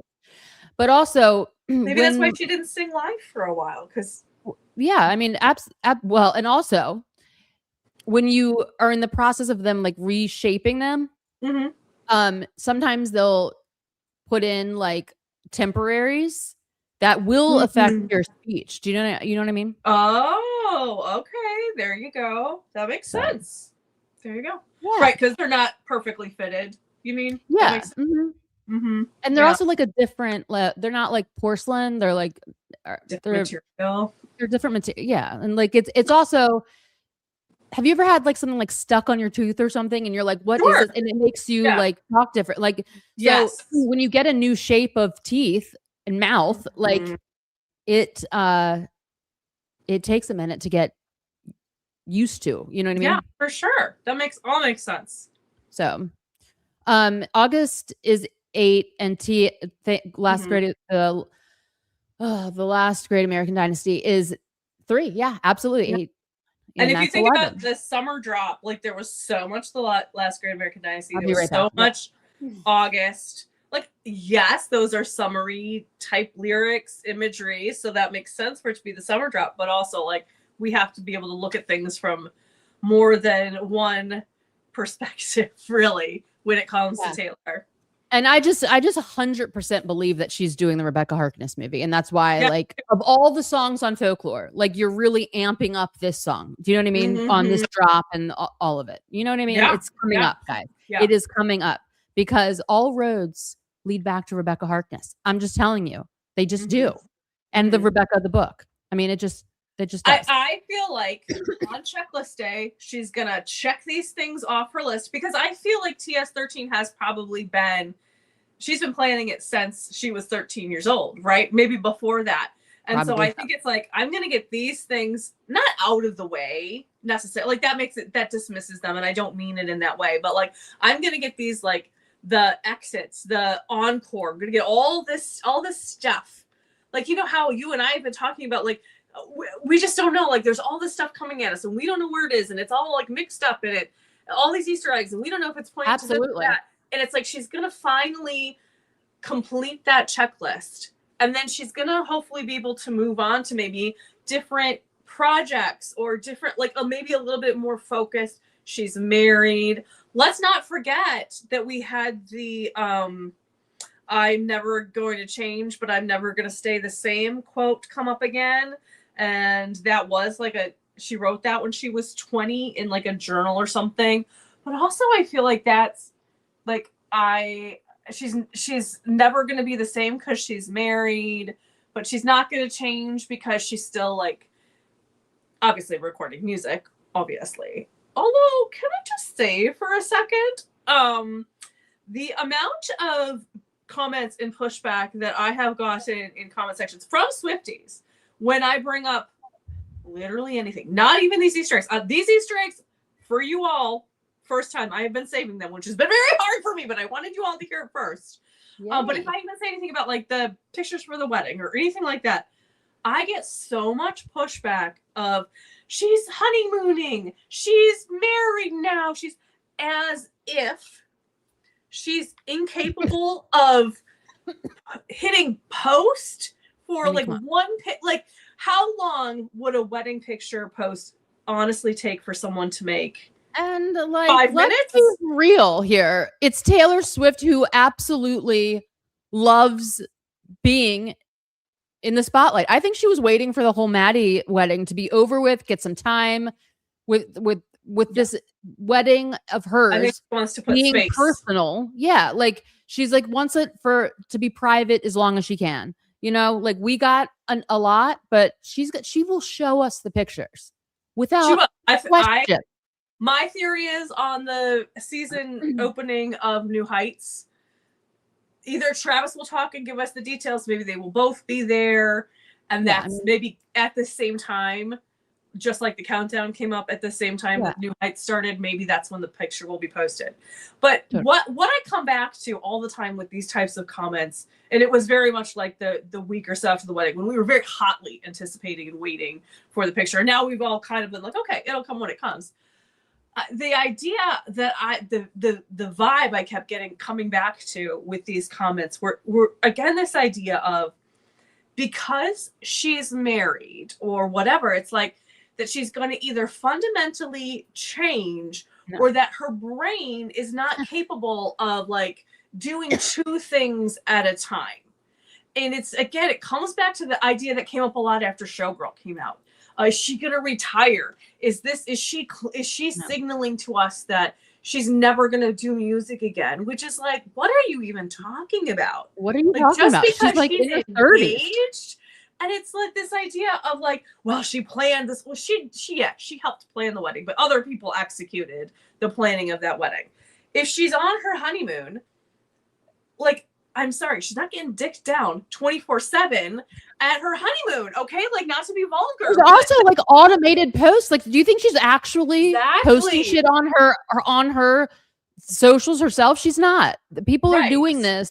People are doing it for her. Plus, you can schedule ahead of time. Plus, Travis knows her and knows that working is such a big part. Like, do you think Travis would be upset if she was like, like they don't need 5 minutes each to be on their phones or to do their own things, so she can't sit for 5 minutes? Like, I'm just gonna make this post and put it out there, and or I'm gonna okay this post that Tree set up, or whatever it is. This idea that she's married and like her brain has been supplanted. And she can't do it. It really irks me to like a very deep level. Yeah, it's ridiculous. People thinking that somehow she's going to fundamentally change simply because she has another ring on her finger and has signed a document. No, like nothing's changed. Living with him, their lives had already combined. Kylie said she was already a member of the family. This just made it official. It's It's gross to me. It is gross. And it's also just like, have these people not been paying attention whatsoever? Like, you'd have to like literally never pay attention to her. There is no one more planning, more masterminding, more thinking ahead, more like 12-dimensional chess than Taylor, Allison, Swift, Kelsey. Like, there is nobody that even comes close. It's not even close. Okay. It's not even close. So everything that she does is intentional. We're not seeing the pictures intentionally by her own choice. And so whenever she chooses to show them, which will be huge news worldwide, like, she's just, I think it's like the same thing with her belly button. For all those years, it was just hers. She didn't want anyone to have pictures of her belly button, right? It was just something about like, this is private me. You know what I mean? This wedding, she's holding on to it. Like, look at how she did the wedding. The MSG, private for everyone involved. It was a no cameras, no press, no helicopters, no paparazzi, no chance of it happening event. She's holding on to the privacy as long as she can. Yes, we're not invited to the wedding. Yes, she said that. She's all like, but she'll show them. She will show us the pictures at some point. Absolutely. Guaranteed. And you and I have kind of talked about this. I think that she knew Maddie's wedding was coming up, and she very graciously, very purposefully, because if the pictures came out right before Maddie's wedding or right after Maddie's wedding, it would be like, oh, she's trying to overshadow his wedding. That, or just the comparisons of Taylor looked like this and Gabriette looked like this. Yes. One, people saying one looked better, whatever, which isn't fair because I'm sure it's their wedding day. So she's happy. Whatever. So I think it's going to be like September-ish, and she's going to put enough space. Are there people who are going to still make those comparisons? Absolutely. But it will diminish that conversation, at least dilute it to the extent that she can do that. And let's be real here for a second, okay? Like, we know that Taylor has like some of the most powerful connections in the show business universe, right? Mm-hmm. She is, and we've learned this from many different scenarios, but let's just look at the Blake Lively situation just really quick. Like, she got that New York Times, she knew everything that was going to be happening. Taylor Mm-hmm. figured, like, she's like, she knows what's up. Okay. She has to make like 2 phone calls and knows everything. Mm-hmm. So look at how Gabriette has, like, she had a very huge social, you know, interview slash like video with Vogue, with all these things.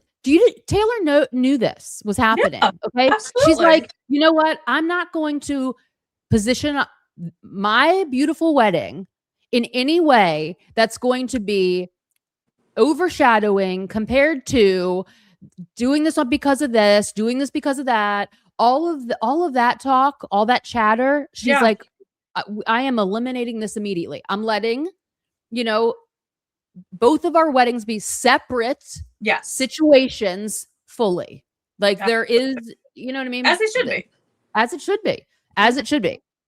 So, they both got married in the same month. So you have to be extra careful. I would think that, like, oh, you know what I mean?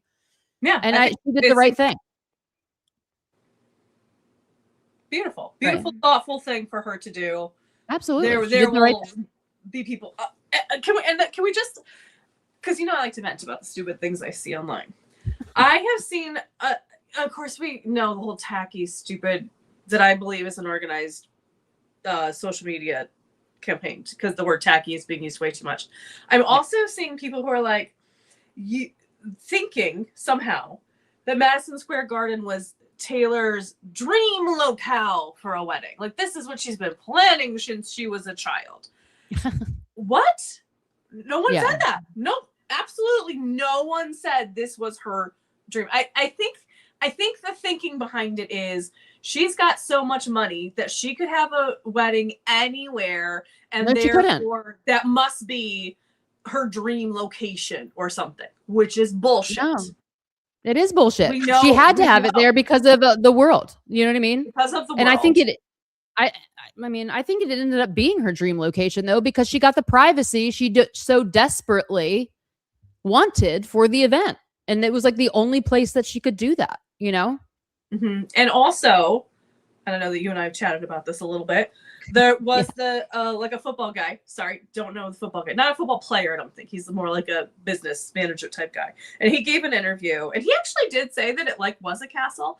Beautiful interview. Said that the ceremony was incredible, emotional, and it was all about Taylor and Travis. And as soon as you walked into the reception area, it was all about the guests and making their experience amazing. Loved that interview. Yes. Beautiful. Love. He made such an interesting point that made me think about Madison Square Garden differently as well. He talked about how pretty much everybody from entertainment and sports were all together in this one location, and God forbid something happened. It would it could potentially wipe out the entire entertainment industry and sports industry, So they didn't even have to just only. And then it would be Taylor's fault. Right. So they didn't just have to think about photographers and things like that.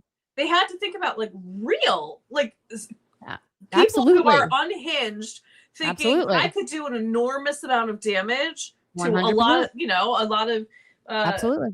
There's so much anger and vitriol and everything, and people could see it as, I'm going to get out these people who politically lean this way or that way, or whatever, or whatever. Yeah, it's just another thing that makes you realize that Madison Square Garden sort of was the only the option, only possible option.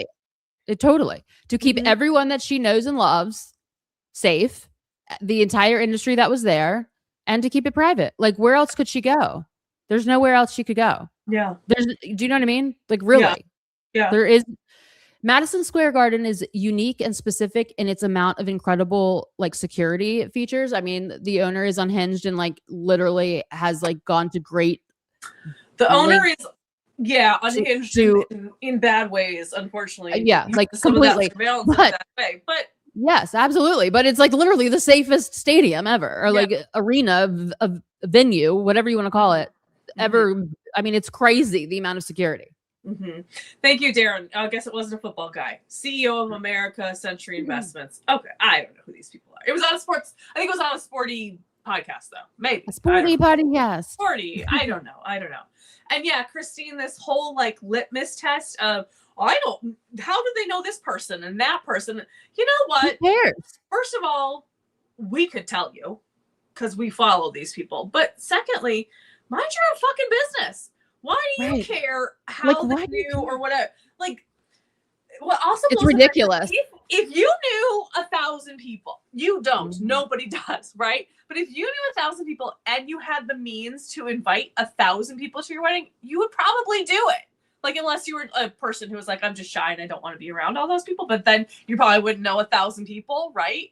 Like the somehow dismissing that, there were 1,000 people there and then somehow it's not as special or it's a networking event or whatever. And not just they live very big lives in very big industries and have a lot of connections to a lot of people. And they just decided, hell, let's have the party of the century. Like, God forbid, right? Right. Well, then it would be, like, first of all, it's a situation where no matter what, she's not going to win this media thing with the wedding.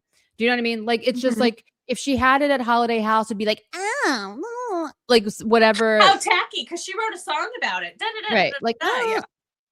It doesn't matter. So it's like, she knew no matter what, there'd be people bitching about it. So she might as well just have it in the safest, most like secure place where she can actually feel like a bride and feel like this is our day together to celebrate our like love story without the interference of our big giant lives and everyone else that's famous that was invited. It was like, what a relief for them too. They don't have to be caught doing anything on camera, like looking stupid or drunk or falling or like, talking with industry rivals. I mean, it was like all private and I love it. I love the amount of details. It feels like the perfect amount of details. We've got little snippets, a general idea. I think it's perfect, honestly. It's perfect. And she did that, by the way. Oh, okay. Absolutely. Like, she put out I am fully convinced that big box that said Mirrorball on it before we all knew this Taylor's event or not. Come on. Like, there were signs. The guy with the Taylor Swift shirt, the big box that says Mirrorball. They're like, hello, Swifties. I am getting married here. It was like, she did that because look at the amount of things we didn't see. Yeah. And I think she did it because she was trying to save like Rhode Island and these other locations from the swell of Swifties. Absolutely. That would have gone not knowing. I think that's why she did it that way. Yeah. Because there were people camping out all around Holiday House and like, it's again, she had to do this. I thought she meant scenery was operatic. And that, you know what? That's a great point, Christine. Like it does the scenery in like Folklore and Evermore and all that had a very like opera-esque vibe to it without question. Yeah, that's what she was talking about. She was talking about Aristotle. She was saying, I wanted elements of musical theater and opera and ballet. So yeah, that's exactly, I think she was talking about the scenery and yeah, absolutely. And just the dramatics of it. The drama fest of it all. Yeah, for sure. The cabaret version of Elizabeth Taylor gives me that she could do opera.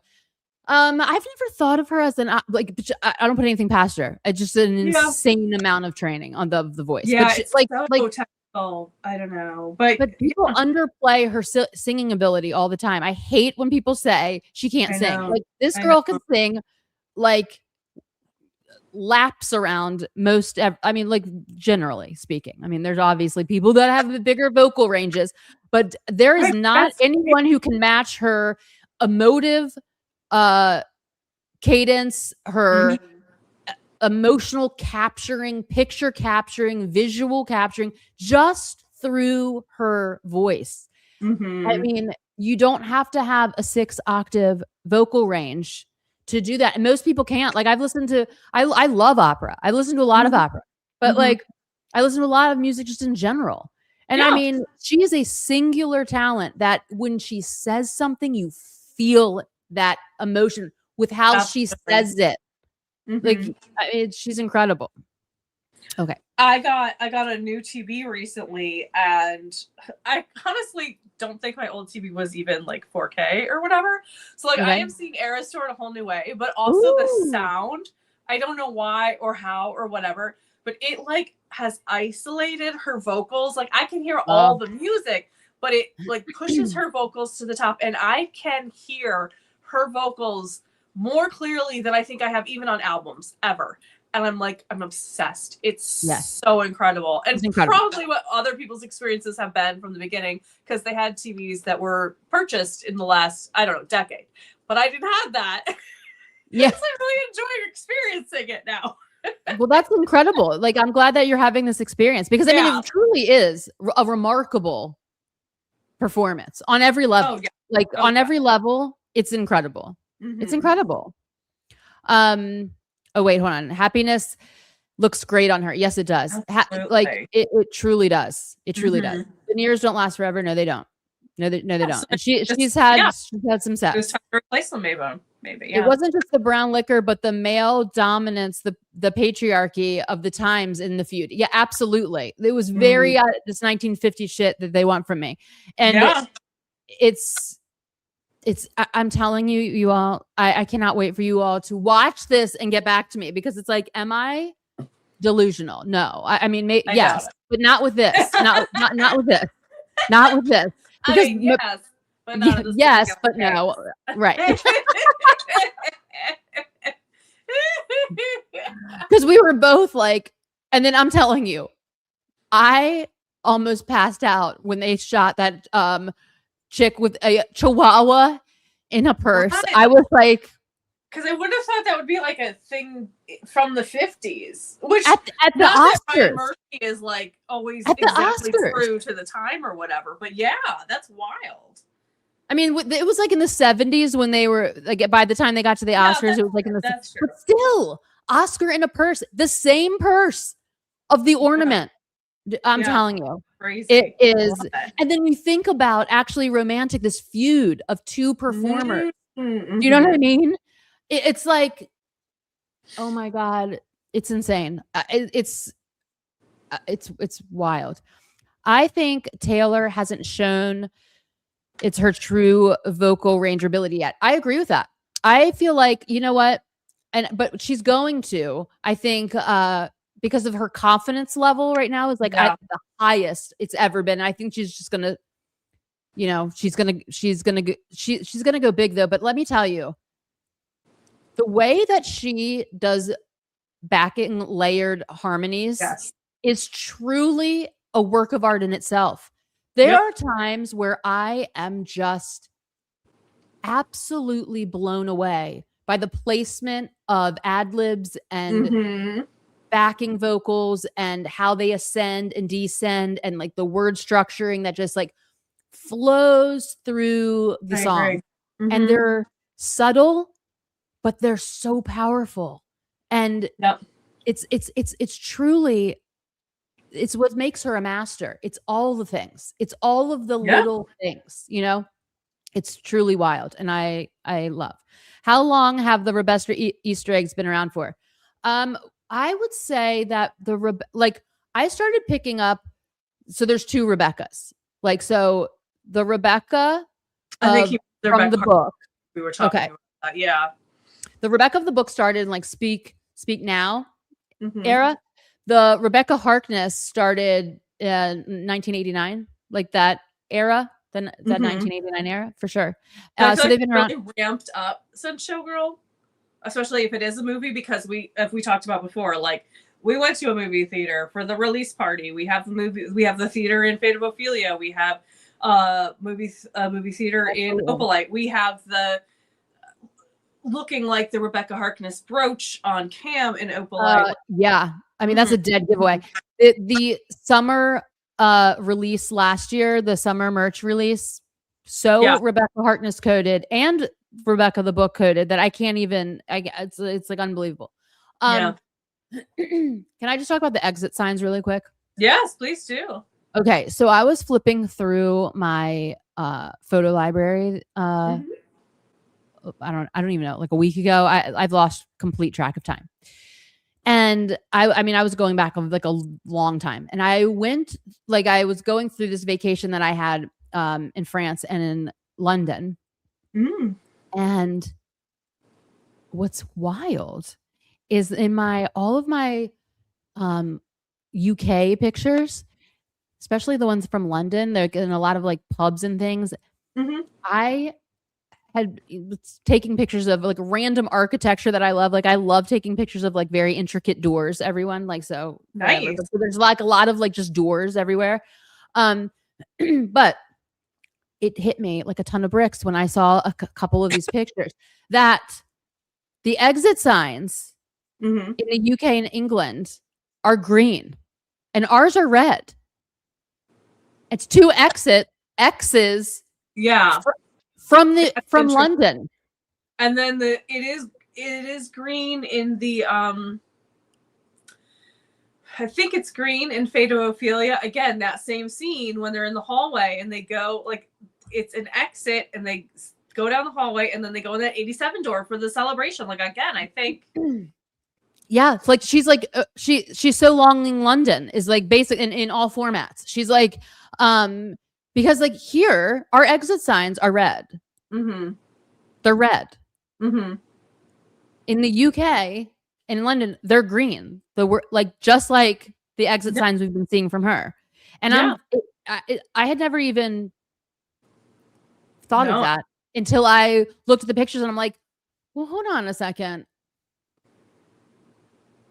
Like I couldn't even remember, again, surgery, but I'm like, are our exit signs even green here? And I looked it up, and our universal exit signs are in fact red, and universally, like everywhere else in the world, they're green, which is wild. Some place like we have some here, but then also it's green for rep and debut. I mean, like it's multi-layered, and also. It's like, when you look at the word exit, though, it's like X's from London.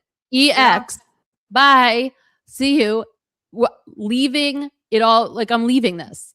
These 2 X's from this place where the exit signs are green. Also, I don't know. Maybe it's a stretch. In the New Heights podcast, let me pull it out. Oh my God, Darren. Hold on, I'm sorry. Darren just said, isn't Banksy thought to be British? Yes, and you guys, I just got tickets to the Banksy exhibit, and I am so excited to go. Oh, that is very exciting. Because my deep obsession, my deep hardcore obsession with Banksy and everything that he stands for, or she. And don't say Banksy's thought to be so and so. I know, but I like to keep the magic in Banksy. Okay. The magic, the mystery, amazing, mysterious artist who's changed the world. I like not knowing, even though I have read every article. So in my head, still unknown. Okay. Anyway, so in New Heights podcast, and she's talking about the orange door at the finale of Eras Tour, and she's talking about Easter eggs, and she specifically says like that sign above a door, like she's giving examples, right? And it's like, well, what kind of sign would be above a door? An exit door. So we have exit, we have doors, we have locks. She says locked in again too, but just because we're talking about the doors for a second, because we put a pin in it. So remember, we had the countdown, the original countdown with the door coming down, and we had the 4 colors, which turned out to be the 4 CD variants. But if you think about it, we had orange. We had like a violet, purple, so that would be TS13. And then we had like a maroon and a silver. So I think that's TS14 and 15. Obviously, it could be either one or the other. I don't know which one's going to come first, except remember she had maroon nails at the Hall of Fame. Oh, at the Hall of Fame. Did she? I can't. Yeah, the black. The one that looked like she hand painted. Yeah, the one that she looked like she did on herself. Clouds for TS5, and then when she showed up at which was the next day, the Hall of Fame, it was clear she had done them, and it was like a maroon color. And also think back to the Fortnite sewing. We had lilac with the silver on top, and we've had these silvery purple. Oh yeah. So Okay. again, I don't know what order it's going to be in, but I feel like those 4 doors with the Eras Tour locks or whatever were, and they're not in that order either, because that would be too easy, right? It would But always it's be like it's I think it's orange, maroon, violet, silver. So it could be like going like do. But I don't know. a doopy doopy doo. I do. Yeah. Yay. Okay. I love this. Okay. Should we just catch up on some comments? Yeah, we probably should. So excited to see at least one wedding photo. Yeah. But as a grandparent of 5, maybe hello, Lamar. Nice. I'm so looking forward to baby Davis. And we probably won't get pictures of baby for like 5 years. It will be right? very interesting to see how they, assuming they decide to have children and are able to have children, like always that caveat is there. Right. But it will be interesting to see how that is handled by them and also by the press and the fans. Like it's going to be sort of, it's going to be chaotic. I mean, it's like she might have to like buy another planet. I don't know. Like, I don't know. I think I've said this on here before, but I could potentially see her not announcing the pregnancy, literally not being seen totally for like 100%. year, and then, absolutely, and letting the baby like grow up a little bit before. Absolutely, yeah. Because I don't know. That security, the craziness that's going to come with that is going to be like I don't even know. It's I can't even imagine it. I really can't. No, I agree, Darren. I'm sure she will pursue other genres, including opera, if for no other reason than to honor her grandmother. I think she will always pursue reaching her highest potential. Yes, she will. Yes, she will. And where her where her creativity takes her. So, movies, producing, record label, mentoring other artists. I mean, who knows? I mean, possibly being a mom. We don't know where she's going to go, but wherever she's going to go, she's going to do it with her full force, and it's going to be spectacular.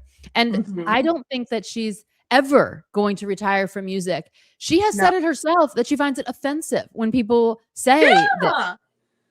I mean, I don't understand why we don't listen to the words that she's saying. I find this offensive. It is so offensive. It means it's she's so not offensive, this idea that, I mean, even if she has like how many other female musicians have historically gotten married, had children, kept touring, kept making music, whatever. Like it's really like a weird, very old-fashioned idea. Very strange. Somehow her world and her entire personality is going to change. Right. I mean, to get married, or because do people change a little bit when they have children? Of course your life changes, your priorities change. But you don't fundamentally change who you are as a person. Well, unless she's like, you know what? I don't feel like doing any of this anymore. And that's her right. But like I would be like, I would bet all the chips everywhere, all of them. But that's not happening with her. Like, do you know what I mean? She can do whatever she wants, and she continues. Like, listen, if she was going to retire and this was going to be the end, we wouldn't have seen word anything from this wedding. It would have started effective immediately. You know what I mean? This thing would have been private. There would have been no sign, just married. There wouldn't have been the little clues. There wouldn't have been the mirror ball. There wouldn't have been the Taylor Swift carpet. None of this would be happening. It would have been like, we don't know. It was completely secretive, and we have no idea. Taylor's a master of this. She's like, I'm feeding them a little, so they know, and the rest is mine. So we can sit around and do this. When's the dress coming? What's it gonna look like? But like you know what I'm saying? She's not retired. She's only in her 30s. I mean, for God's sake, it's like, you know what is she like? Oh, it's wild to me. And, I think she has been through yes, people get burnt out, especially child stars, right? Like she would be well within her rights to, be burned out, to take a break or whatever. But she has been through, hopefully, the worst, the lows, the lowest, most difficult controversial scandal, Snakegate, all of these things, and has kept going. And because I think music is her tool to, it's what helps her get through everything. It's how she processes, it's how she emotionally regulates, it's how she continues to have sanity. Like it's that's her thing. It's her thing. It's her genius. Absolutely. It's her it's her coping mechanism. It's what drives her. And it's her it's like her love. Like she has said it's this her first love more times than anything else. Like, this is what I love. It's like, I love this. It's a part of who I am. And I like, she's not going to separate herself from that. You know what I mean? She's not. Yeah. No, she's just not. Like, I mean, people literally think she's just like, I don't know, baking sourdough, which I'm sure she is baking sourdough. But assuming my theory is correct, she's also made this entire other album. Yeah, definitely. The whole time. And I think it was Darren who said, like, I think she's working on TS14. Absolutely. I don't think she ever stops. No, she never stops. Or there may even be, like, she may make TS14 songs while she's making 13 and decides to, like, they don't have to be linear, right? She's always creating. She's always making. Everything is an inspiration for her. Totally. I mean, look at this, the amount of shit she did in the Eras tour alone. Like, right? It's like an insane amount of things going on. Like, the biggest tour of all time, the longest performance, the most intense physical demands, re-recording albums, like having those launch while she's on tour, writing 2 new albums. Actually, I mean, technically 3. Right. Yeah, technically 3 because the double album. Right. Like, all of this, I mean, and tour, like, these back to back to back. She's like, when did she do all of this? Like, when did she do it? We don't know, but like, she did. And so when the conversation of can she walk and chew gum at the same time, it's like, not like, yes, she can, while jump roping, while cartwheeling, while rocketing to the moon. Yes, while she writing can do lyrical masterpieces. Yeah, like, right, like the thing that she's like, the one singular thing, unequivocally, like, without any doubt or question, is this woman gets more shit done than anyone I've ever witnessed. Yeah, like, quite literally, it's wild. It's wild. The amount of process, like the creative process alone for like 5 songs can take people like 2 years to nail down. I mean, we're talking TTBD had like 30 songs on it, 32 re-records, vaults, then Showgirl. I mean, what are we doing here? Adding new parts in to the already hyper technical, complex universe of the Eras tour. Like, dealing with a, like a violent threat. Like all of things. If we go back and just go through the list of shit that happened during the Eras tour, that was not the Eras tour. Do you know what I mean? Yeah. It's like talk about a checklist. Like, what? I went to the Eras tour twice and had to like sleep for a week afterwards. Like, I couldn't even get the fuck out of bed. Like, I was like, how did she do this? I mean, I'm exhausted just from watching it in person. I mean, it gave me amnesia. Like, it was so overwhelming that, I mean, it is beyond remarkable. Period. Yeah, number 1 Arrow fan. She also wrote, directed, recorded 3 new music videos. Exactly. Yeah, like, this is what I'm saying. Like, the list is so crazy. I used to have it. I don't have it in front of me. It's somewhere in this office, but I tried to write down everything that she did that was not performing at the Eras tour during the Eras tour. And it's seriously, it's so crazy. It's like she had 2 breakups, met the man that she was going to marry. Oh my God. But 30 songs alone, though. 30 songs, and they're bangers. 30 incredible songs. And then Showgirl. And then the re-records. And then the vaults. And then, like, I mean, it is an astronomical amount of work on top of the amount of physical traveling. It's like going around the world and like performing day after day after day after day and still getting all this shit done. No, anyone who says that she cannot do two things, I mean, it's like you cannot like her music, you cannot like her voice, you cannot like her media, you cannot like any of it, but you cannot say yes, this is what I would say. You have to respect the hustle. You cannot say that she doesn't do shit. Like, yeah, and the most things, like, boy, the movies. I forgot about the Eras Tour, both of them. Right. Like all of the stuff. Documentary, the docuseries. Yeah, the documentary. Like the list keeps going, and it is truly mind-bending when you think of the amount of stuff that she got done just in that amount of time. Not in the whole 20 years. I'm talking just this. Yeah. It's just this. Yeah. It's, oh my God. Wild. It's absolutely wild. It's wild. It's wild. Anybody else who could do that. I just don't. I have never seen anyone else do this. No one. I've never seen anyone else do this. Yeah. It's just remarkable. Swifty Mom 75 says, I think we will get a People magazine cover. I do too. I think we will. I do. I think we're going to have a big old most sold issues of all time. There is currently out. I saw it in Target. I think it's like a special edition of Rolling Stone. I don't think it's an actual like new, you know what I mean? Like of Rolling Stone, but it has Taylor Swift on the cover. So I don't know if it's fully all Taylor Swift stuff or not. I didn't pick it up because I was working. I was with kids.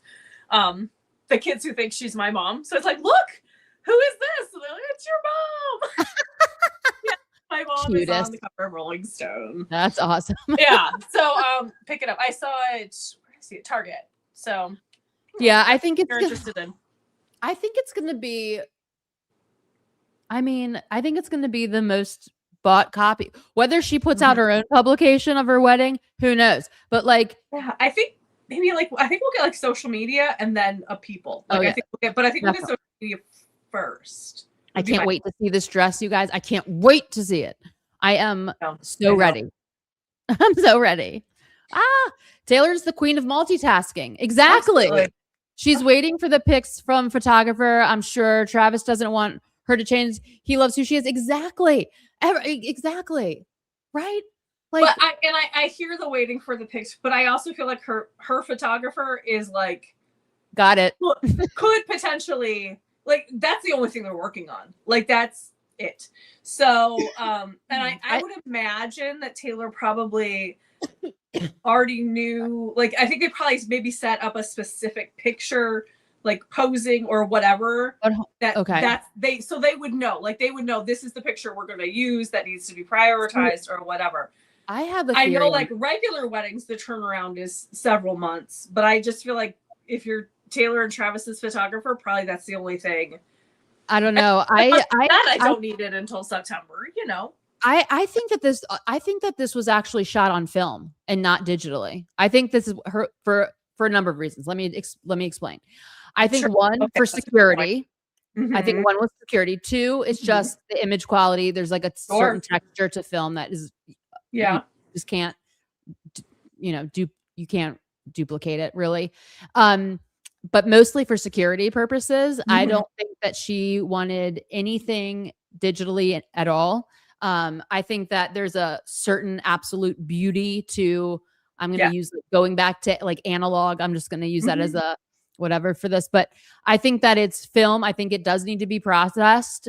And I think but even that doesn't, editing of one or two specific, like if you're processing all 1,000 pictures from the wedding, yes, that takes a long time. But yeah, I mean, I'm saying one or two, that doesn't take it. No, it doesn't. But like the processing of the film, I'm talking like we don't even know. And these are things we have never had to even explore in our own heads for our own lives. But like, do we know like the security around the where this film is being stored right now? No, like there is probably a monster, like a whole operation around where the wedding pictures are, where the film is, like this whole obviously like top like Fort Knox type of locking this up. Do you know what I mean? No leaking, all of it. And then of course, like then to take that and to do all the proper like editing and stuff, it does take a minute. You know what I mean? It's an art form in and of itself, and there's probably 4,000. Like, I mean, I can't even imagine how many pictures there are. But like, what I'm saying is, it's just like, I mean, because I used to do photography, so well, me too. So like, it's like, yeah. But if you just want, like, again, if she knows specifically what it's going to be, but we don't know that. We don't know. And of course, she's got to have the fuck ass filter. Yeah.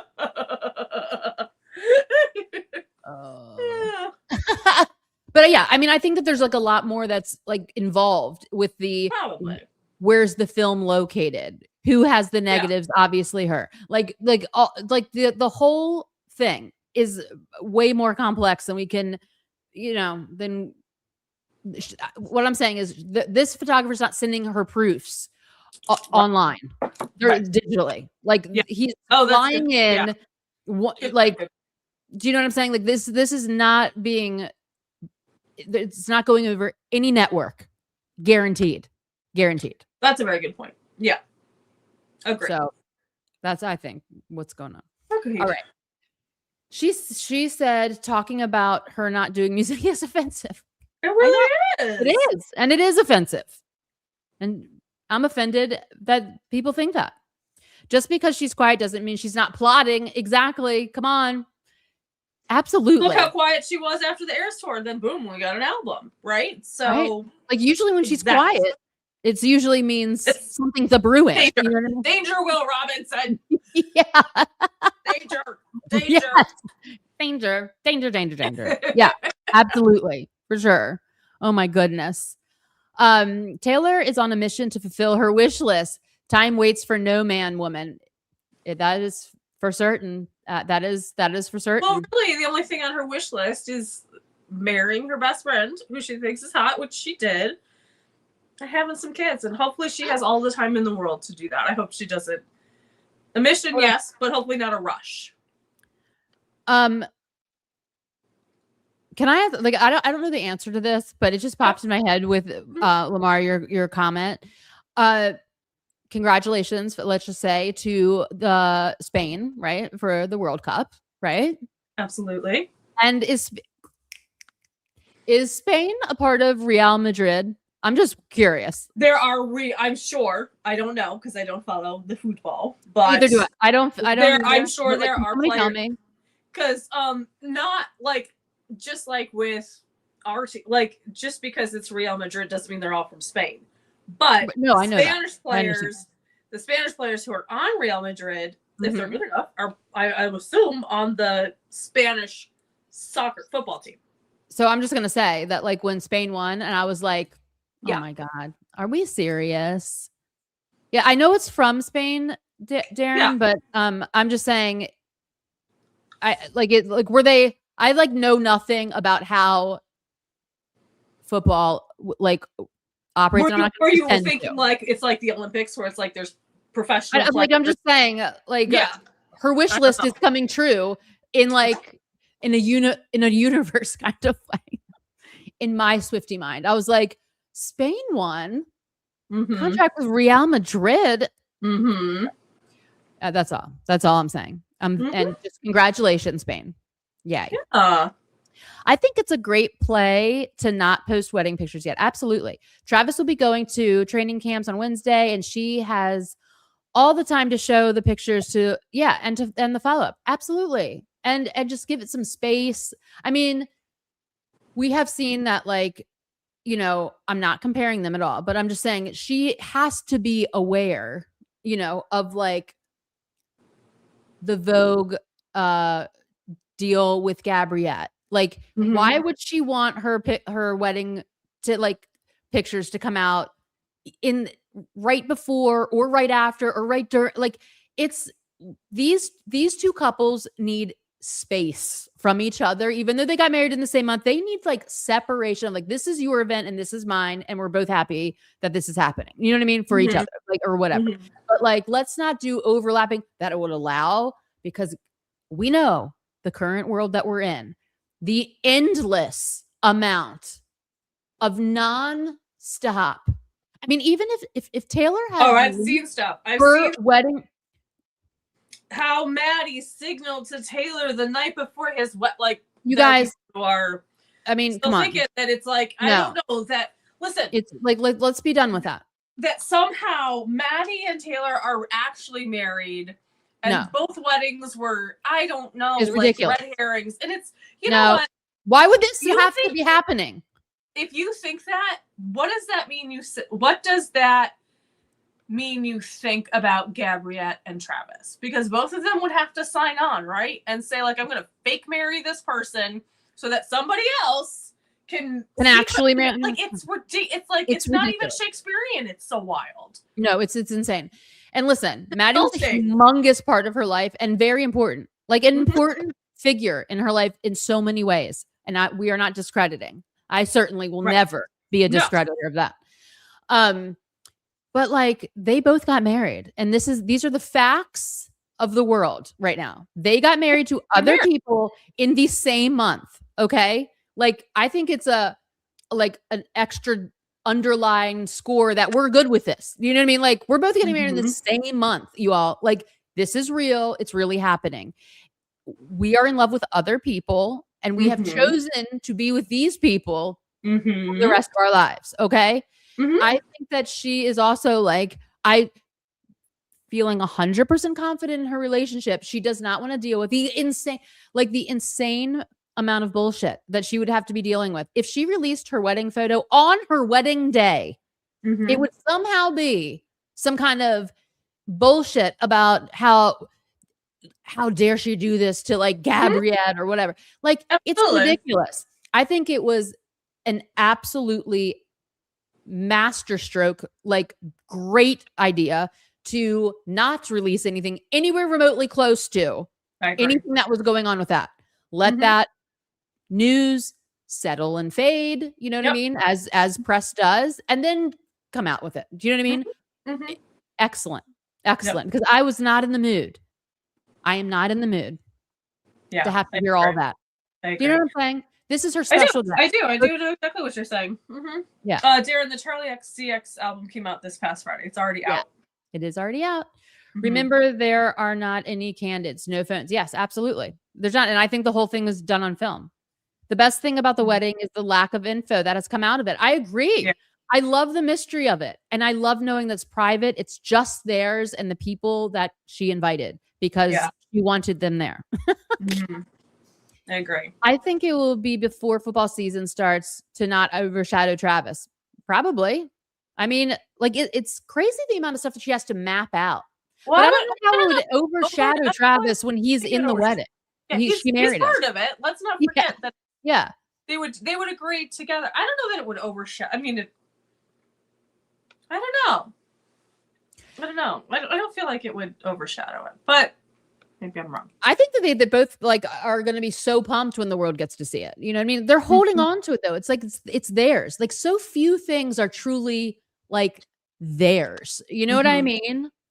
Like, that's why I take a part of everything. Be on New Heights, or maybe on Not Gonna Lie, the Kylie. Maybe both of them want Kylie's. Totally, maybe. I love that. Yeah, I have a feeling like we're gonna see them talk about it the way they want to talk about it. Absolutely, in like a podcast or interview format. After this wedding cycle, and we know like it has softened. Do you know what I mean? So it's not where they could truly talk about it without getting like immediate backlash, like that they're doing this. The comparison someone else is ridiculous. The drone footage of Maddie's wedding is why Taylor couldn't do a wedding like that. Exactly. Yes, exactly. Although I think that they planned that. You know what I mean? Like, there was a lot of like paparazzi invited. Good for them. Show the world. Do it how you want to do it. I all the happiness in the world to both. Absolutely. And I like that they did that. So it's like, you guys stop saying that this is a fake wedding. Like, do you know what I mean? Like, I'm sort of happy that one of them was like a highly publicized thing. And also extremely badass that they got married at Madonna's old estate. I think that's very cool. I like it. I love it. I'm happy for them. Perfect. I saw a Reddit post, someone complaining about Taylor spending $20 million on her wedding when there are homeless, starving people in New York. I said, Taylor gives to charities every day. That is never shown. I know. And like, it's, you guys, right. I mean, if she spent, it doesn't matter. It doesn't matter. If she spent $4 on the wedding, it would have been like, how dare she spend $4 on the wedding when she could have spent 20 million? Like, it's also like none of your business, world, Well, how much you spent. It's her money. There's homeless, starving people literally everywhere. And she, right. That's a systematic issue. That's not for Taylor. Taylor cannot fix the world. She and Travis gave $26 million before the wedding. And one of them was to help feed people who are few. Yes. And all through the Eras tour and all through her entire career. And everyone, like, come on. And I've never once heard anybody say, oh, so-and-so is having a concert at Madison Square Garden.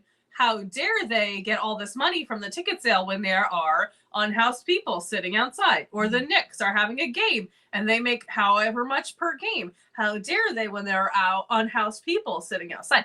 It's not like, yes, care about unhoused people, care about food insecure people. Those are very important issues to care about. But it's disingenuous when you only care about them because the person you don't like is getting married in a place that you don't approve of, as if anybody asked for your approval. Because nobody gives a shit. Nobody did. Right. And also, it's also Wisconsin. Bob from accounting, like Taylor and Travis got married in Madison Square Garden. Yeah. Okay, Bob, then you plan a wedding that's going to be safe and secure and no pictures and big enough to you do it, Bob. And tell us how much it costs. Exactly, because Bob. Also, part of that $20 million or whatever was also Taylor and Travis paying every single person who worked there probably way more than they normally would, plus tips and bonus, because we know that Taylor historically pays above the going range or whatever. And so do you want her to like help out all these people and pay people, like all those people who were working? I'm sure all of them were very happy, except maybe the two idiots that tried to take pictures and got fired. But all those people were like, I get to work Taylor and Travis's wedding and I'm going to make this much money more than I would from any other July 3rd holiday weekend where I probably wouldn't make any money whatsoever because everybody leaves town. Right. And I don't think anybody said we're going to handcuff you to Madison Square Garden and make you work. Like, I'm guessing most of them had the choice. Right. And like, who wouldn't say yes? I mean, seriously. But like, here's the other thing, like Bob from accounting. Can you get out your little list and a calculator and tell me how much money did Leonardo DiCaprio donate last year, or Brad Pitt, or like Charlie XCX, or like anyone that famous, like literally anyone famous. How much did Bezos donate after his literally of a wedding? So Bob from accounting, I would like those numbers, please, because here's the thing: whether like, first of all, the 26 million is they donated more money than the wedding costs. So number one, like that ratio. But number two is that this is the amount that she is publicly, like, that people, charities have actually come out and talked about. So we don't even know probably most of the money that she gives away literally constantly throughout her career. We just have a figure of 26 million. Show me a person, please, that's in the pop star world that has given away $26 million to in 1 year, in 1 month, in one week, it's like in 1 week, like in 1 week. So tack that on. She gave $26 million. That's like, a trip to Target for anybody else, right? That's no, it's not. Percentage of her income. And then they turn around in the same breath and say, oh, how dare she spend $20 million on her? Well, which is it? Which number? Is it too big or is it too small? And you can't have both. And who has spent $26 million at Target? No one ever. No one has spent $26 million. Like in comparison. Yeah, but here's the thing. Again, her net worth, which is not the actual, like, so much of that is her music catalog, which is like not money she's never going to access. The problem is, like, this is what pisses me off about the whole thing. This makes very neurospicy brain hurt very badly. Go for it. Go. Is that $26 million is never $10. It is $26 million that are going to charities. I don't care what the ratio is of her net worth versus what $26 million is. It is irrelevant, because what the only number that matters is that she gave $26 million. That is always $26 million to people that have no money whatsoever and don't even have food. So like, food to somebody who's starving is actually worth more than $26 million, because it is part of our survival that people are always forgetting about. $26 million is $26 million. It's not $10 to charity. The people try to brush it off and to belittle the amount of money that she gave away, and not look at the fact that the $26 million worth of help just went where there wasn't $26 million because before. Several of the programs that she gave huge chunks of money to were suffering from enormous cuts, and almost like some of them had to almost from our government, because the government.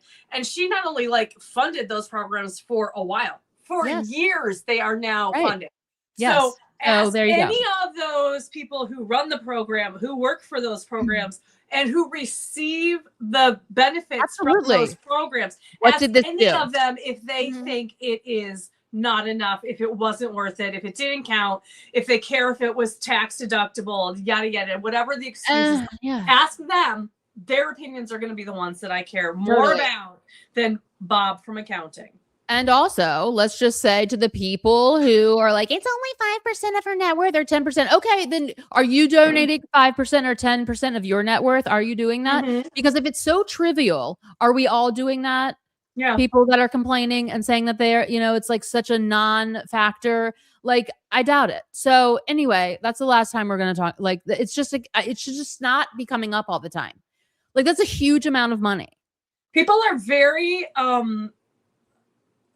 like the amount of money she has breaks people's brains. And it's like, which I get it. It's a lot of money. It's obscene. It's obscene. Talk about it for a long time. But there are other musicians. There are a lot of other people who have the same amount of money or more. And it never gets brought up. It never gets mentioned. It's never a conversation of, are they ethical? Are they this? Are they that? Are they doing the right thing with their money? Do we approve? Whatever. And on top of it, it's I'll have the conversation, but can we have a conversation that includes everything and is not just focused on the one person who has a lifetime history of, again, not exploiting her workers, giving to multiple charities, to changing economic systems of everything she goes to in a tour. Yes. And here's the other thing. It's like, the weird duplicity of this scenario is also that somebody, let's just say they're worth $20 billion. Yeah. They give $20,000 to something, and it's this Yep. $20,000 to what a great person. And it's like, okay, but why is it like applauded and every trophy is given to this person over here for the 20 grand, but the $26 million is like why even bother, Taylor? What is this going to do? It's tax deductible. It's only a sliver of her net worth. Yada yada yada yada yada. Okay, yeah, we're done. We're done with that. Not to mention, she paid all the costs of anything that was, in the block that got, cordoned off or whatever for the wedding. Like, she paid for all of that. I did see a story. There was some, like, coffee shop owner or something right by Madison Square Garden. And this guy went on all the news and was like, oh, nobody came and we had all this special menu and da-da-da-da-da because she blocked it off. Listen, it's a week. Like, that guy, the reason he did that was because he thought like Swifties were going to come because they were going to be in the area. He wasn't historically, this coffee shop was never open on July 3rd. Okay. He decided to keep it open and to have Taylor Swift themed drinks and Taylor and Travis themed drinks, which cute idea. the idea didn't pay off. The Swifties didn't go for whatever reason. Probably because they were camped down outside of Madison Square Garden until 4 a.m. But that's not Taylor's fault. Taylor didn't say open your cafe on a day that you've never opened it before. No, not her problem. And your business, and then go on the news and complain. Sorry, you took a gamble. It didn't pay off. It's not Taylor's fault. No, that falls under the category of not her problem. And I'm sorry, but it's just not her problem. That's just not her problem. I'm sick of seeing they had people there who they didn't even know. Again, another ridiculous scenario, like with these Loctite invitations with watermarks. You don't even know people that were there. Like how would people that they don't know even get one of these? I mean, come on, everyone. Let's just be real. It was Jonathan Thomas, CEO of America's Century Investments. Okay, we talked about that earlier. Yeah. Thank you. I can point out how one of them knows almost every person. Yeah, exactly. Yeah. Yes. Right. Because and if you can't, it's just how weddings go. They know how they're connected to them, and that's all that matters. Right. It's all good. He runs America. Okay. Yep. We've handled that. Okay. You go golf. Sure.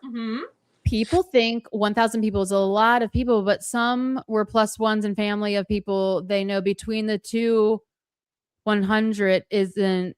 That between the two, I think 1,000 isn't that much. Yes, exactly. Right. It's just really not. The fans are kind of an opera also. Yes, I agree. True. The fans really did kind of put on their own operatic, especially during like Willow and stuff. Oh, I know. I just keep anticipating that I would hear the words actually romantic while watching that series. No kidding. I mean, I'm serious. Everyone watching it. Funny. I love it. Isn't Banksy thought to be British? Yes. Let's not go there. We're not going to get me in my Banksy rabbit hole now, Darren. I still think that she is working on TS14 now. Absolutely. But she's always working. She could be up to TS18 by this point. I mean, who knows? That's People magazine she was doing when she went to Electric Lady. TS14. I know. I can't wait. The People magazine came out and there were only pictures of what guests wore. Yeah. Well, don't worry. We'll get it. We'll be the most sold copy of anything of all time. Music is her coping mechanism. Absolutely. Why would she be musically burned out when she is at what is possible, the highest of highs? Yes, in her personal life. Exactly. Good point, Mike. She sang albums full of trying, hoping to reach this point in her life. It's inspiration. Exactly. She is not going to be like speechless now. Do you know what I mean? I genuinely think, obviously we have to think about like if we separate it from Swifties who know her actual catalog, the people on the sidelines who only have heard, Blank Space and Shake It Off, right? They believe this idea that she only writes breakup songs, which we know is not true. It's like 30% of her catalog. It's not even, I don't even think it's a majority if we were to sit down and figure it out. And so they think, well, now that she's married, she can't write a breakup song. And again, that was part of some of the conversation, which conversation I'm going to put in quotes because we know it was a coordinated social media attack of Showgirl and because now she's with Travis, she can't write a good song or something. And it's like these songs are still regularly charting in the top 50, like the entire album. So again, we know it's not true. We know it's not true. And excellent point, Mike, for sure. Mm-hmm. By the way, guys, I've just had my first experience making sourdough bread. This is my mom. She is doing that. Yes. I'll have to let you know how it turns out. It's a product production. I will say that. Yes, it is. Yeah, I think it is major production. Learning curve, but that's fun. Yeah, I want to know how it turns out. I know. I'm excited. She also wrote, directed, recorded 3 new music videos. I know. Like, come on. Unbelievable. That's just the 42 songs that we know about. We don't know how many. Yes, she's written that hasn't made it to the album yet. I know. Does anyone else see the connection to Scott Borchetta and Tolerated? Absolutely, without question. Yes, absolutely. Absolutely. Yes, I think Tolerated is another one that's like a very father figure-esque in how it is. it is a message to multiple people. Absolutely. Without question. Yes. Real Madrid is from Spain. Okay. Thank you for letting us know. Real Madrid is a Spanish team, the biggest team. Okay. Don't come at me. I don't know. But you know, there's like, you knew they were Spanish. Like, you knew that. That was what you were asking. Yes. Yeah. That is not what I'm asking. Was it Messi? Wasn't he on was he on Real Madrid? I don't know. Again, I don't know. I'm showing that I don't know. I have been to Madrid. Amazing. I have also been to Madrid, but I didn't watch any soccer there. I did not play soccer. So Messi wasn't even alive then, but yeah. Madrid is the capital city of Spain. I know. I've been there. I stayed an extensive period of time in Madrid. Love. Gaudi. Gorgeous. Yes. There were 3 players from the Real Madrid. Yeah. There we go. Boom. Yay. Thank you, Darren. Real Madrid is the Dallas Cowboys at the time of okay. Thank you for putting that into perspective for me. I understand that. I do understand that for sure. Okay. So good. Major. Woo! It is Friday. The Charlie X. I have not listened to this album yet. The new I have not listened. Interest in listening to it. I know that there's theory that one of the songs is about Taylor. I don't know. I don't care. I will listen to it because I am nosy and insanely curious. So yes, I will be listening to it. I just have not yet. A lot of fans think that August 7th could be when Taylor announces the release date for it. Yes, absolutely. When this is done, rewatch the whole beginning. I did a whole thing. Yes, August 7th. Whole thing. What 3 albums are coming out on October 30th. Debut, Rep Vaults, and TS13 all coming out October 30th. All the Easter eggs, I break them all down in like the first, hour or so of this live stream. Yep. Thank you for that. Yes, we got it. Absolutely. We're on it. 26 million is a lot, but it's like a coffee to anyone else. Okay, so here we have the point that I'm trying to make. That's no, it's not. I'm just going to respectfully disagree. Okay. It would have looked better if she gave the money to the businesses that lost income while they were blocked off. I don't really care though. She did give the money. She did pay for their businesses while they were blocked off. Yeah. I heard any businesses that I have never income that they would have gotten any other year on that date. I've not heard of any businesses. Right. And here's the thing, I have a $26 million cup of coffee is not even something that's going on. And also it's not about, this is the act of giving we're talking about. Okay. So how the act of giving goes is that it's not about the person who's giving it that matters. It's the person who is receiving it. That is the focal point of the giving itself. So $26 million has been given to those who have 0. So that is a win. You know what I mean? That's the point. It doesn't matter if she gave 100 million, 14 million, 13 million. She gave $26 million where it was desperately needed. And it has helped those programs be sustainable for years in the future. And can we talk about the businesses that where New York City July 4th weekend is usually sort of deserted, and yet 1,000 people were in hotels and presumably restaurants around the time, because they weren't just there for one evening. All those Swifties that were there in the businesses surrounding Madison Square Garden, they had to go buy snacks. They had to maybe go buy chargers. They had to maybe, go buy something to use a restroom, get a coffee, whatever. I would imagine if we saw the numbers that the local businesses probably did way better on that weekend than they historically did. And the World Cup was there also. On my part, but and we're the World Cup was there also, right? I mean, there's it's New York, first of all. There's a lot of shit going on, all the time. You know what I mean? Basically the same areas that are blocked off for Knicks games. So nobody complains about the Knicks games. That cup of coffee funded that program for 3 years. It's not nothing. Exactly. It's huge. It's huge to the people that need it. Mm-hmm. You know what I mean? People shouldn't care what she does, in my opinion, but we do. And that's why we're all here. Like, we do care. And we do care when people say, things that it just putting it into perspective, how it's not the same threshold. She's always getting graded on this like insane curve where and I mean, she talks about it, right? And like, it's not the same. It's not, if somebody else gave $26 million in right before their wedding, it would be, nothing but awesomeness. But with her, it's never enough. She does, because she leads an incredible example. She does. She's an excellent role model. We should care. Absolutely. And it's like somebody gave $26 million to those who needed it. Like, that's huge. Like, just in general. I'm going to be hopeful that this Needs Some Z sleeper or user is actually saying is that maybe we shouldn't be so focused and microscopic about every little thing she does in order to tear it apart. And that I would agree with. And we should also just be like, wow, applause to her for doing that. A lot of people get married and don't give anything away. You know what I'm saying? Most, yeah. It's not like a coffee to the program being donated to, right? Exactly. It's $26 million, you all. Come on. It's a lot of money. 2 different points, but not really though.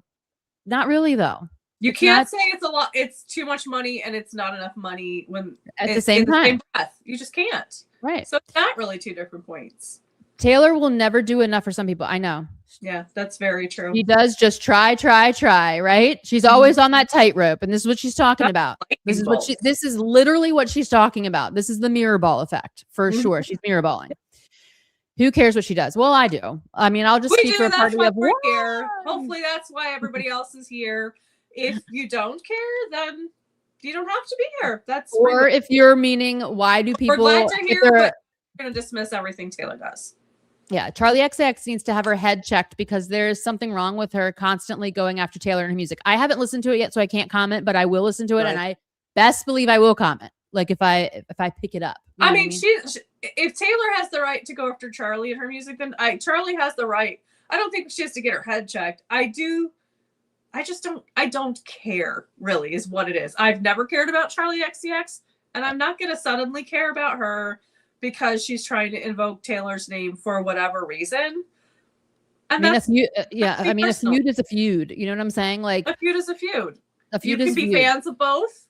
You can be fans of one and not the other. It doesn't matter. It's for all we know, they're. I mean, who knows? Like for all we know, they're in on the joke. Do you know what I'm saying? Like, who knows? I haven't listened to the album, so I don't know. So I probably shouldn't have even said that. So I don't know. I will listen to it. And of course, I will have thoughts because that's who I am. So stay tuned. Okay. Wait, hold on. Did we just talk about this? Yes. He wasn't even in. That's one of the one I was talking about, Christine. The bar owner was like, just trying to get his business name in the news. Yeah, I think, totally. Yeah. It didn't make any sense. No, it didn't. I don't really think Persona is about Taylor. The song infers that Charlie and the other person are friends. It's probably someone in her close group. Okay, so that was the song that people seem to think. But also, like, Aaron Dessner came out and said that Death Wish. Oh, yeah. So I was wrong. Not about retraction. Taylor. So I've got to retract it, although it was highly Swiftie suspecty. Like, for real. But people need to understand that all of these incredible artists, whether we enjoy them or not, they have very full, big, huge lives that are not laser focused on Taylor Swift. Yeah. So they're gonna write songs. Not saying that not every, but it's like when Olivia comes out with an album and everyone's like, well, is this song about Taylor? Is this song about, like, she's got all this other stuff in her life. She's a big full life. She doesn't have to write songs about Taylor. She doesn't need to. She probably hasn't. But sometimes people do write songs about each other. I mean, Taylor Swift definitely has written songs about people, and other people will write songs about. This is just the nature of the beast. You know what I mean? Yeah. And we will discuss it thoroughly and revel in the tea when it happens. When it does happen, when it actually happens. What I'm talking about, I don't like how everybody is scanning and trying to manipulate and create when. Well, I will say Death Wish sounded highly Swiftian to me. I agree. I'm not talking about that opinion. I'm talking about let's take for an example the song Vampire by Olivia Rodrigo, which is Mhm. clearly about a man. It is clearly about a relationship. It literally calls the person a fame fucker, which unless Taylor and Olivia had sex, which I don't think they did, and also like Taylor was more famous than Olivia at the time. So this, again, none of it makes sense. People are, I don't know if it's a media literacy thing or people are so desperate to attach the Taylor narrative to something that when there's no actual cause for it. There's no, yes, Death Wish, I get it. There were lots, I get it. But like, but I mean, no. I don't know. I have opinions about the Olivia Rodrigo, how all that went down. I've expressed them. Yes, I'm just saying. And I don't know. I think there's weirdness there, but like, I don't think that song is about Taylor. No, I don't think that song is about Taylor. That would make sense if you actually listen to the full lyrics. Yeah. Right.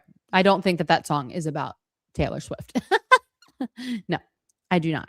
Okay. Next one.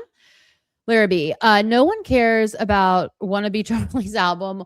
Only album last week I cared about that came out was the new Shania Twain one, Little Miss Twain. I haven't listened to it yet. I've been recovering. So I'm going to, though, because I love Shania.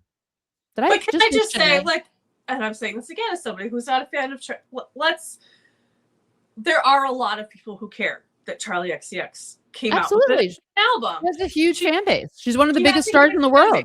Now, it's just a very different vibe. It's a very different, I've been thinking about this, about how, like, you know, Olivia obviously came out with a fantastic album. Gracie came out with a fantastic album. Taylor, these three women specifically, and I would put Sabrina in there too, talk a lot about how, like, I'm not the cool girl. I'm not this. I don't feel like I fit in at parties. I don't feel like, okay. And that's kind of their vibe. And I think it's a vibe that a lot of people can relate to, which is why they're so popular.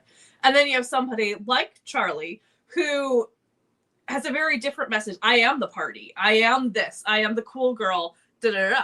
And I'm not saying one is better than another. I'm just saying, I think that's, me personally, I think that's a lot harder to relate to than I don't feel comfortable in these situations. I feel like everybody's looking at me. I don't feel like, even if you can look at, like, say Olivia and say, well, you're very cool. You're awesome. Right. They don't feel, they feel their own way inside. Well, so it's a different fan base. It's a different vibe. I think people looking for different things in the songs that they listen to. Some people just want, like, a party, fun, bop, turn it up. And some people want that deep lyricism. I mean, I happen to like Charlie XCX's music in general. Like, I don't like I have a, like, I'm separating myself. She's very talented. It's like, she is. I will never get over that severed hand Swiftie thing. Like, that is inexcusable. Disgusting. It's disgusting. But I see that she is a super talent for without question. Without question. I haven't listened to her new album. I will. And, I'll see what happens. I'll see what happens. I don't want anybody to, like, see a comment like that and think that, like, if they are a Charlie XCX fan and a Taylor Swift fan, that they would not.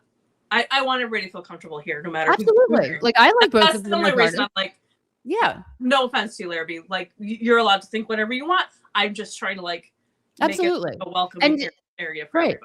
Absolutely. Like, we're chill here. You know what I'm saying? We're chill. I just don't want somebody to be, like, watching me, like, but I kind of care about that album, Well, yeah, like, I mean, I'm interested, and I just haven't had a chance to listen to it yet. But I, like, trust me, I will be listening to it, and I'll probably like it.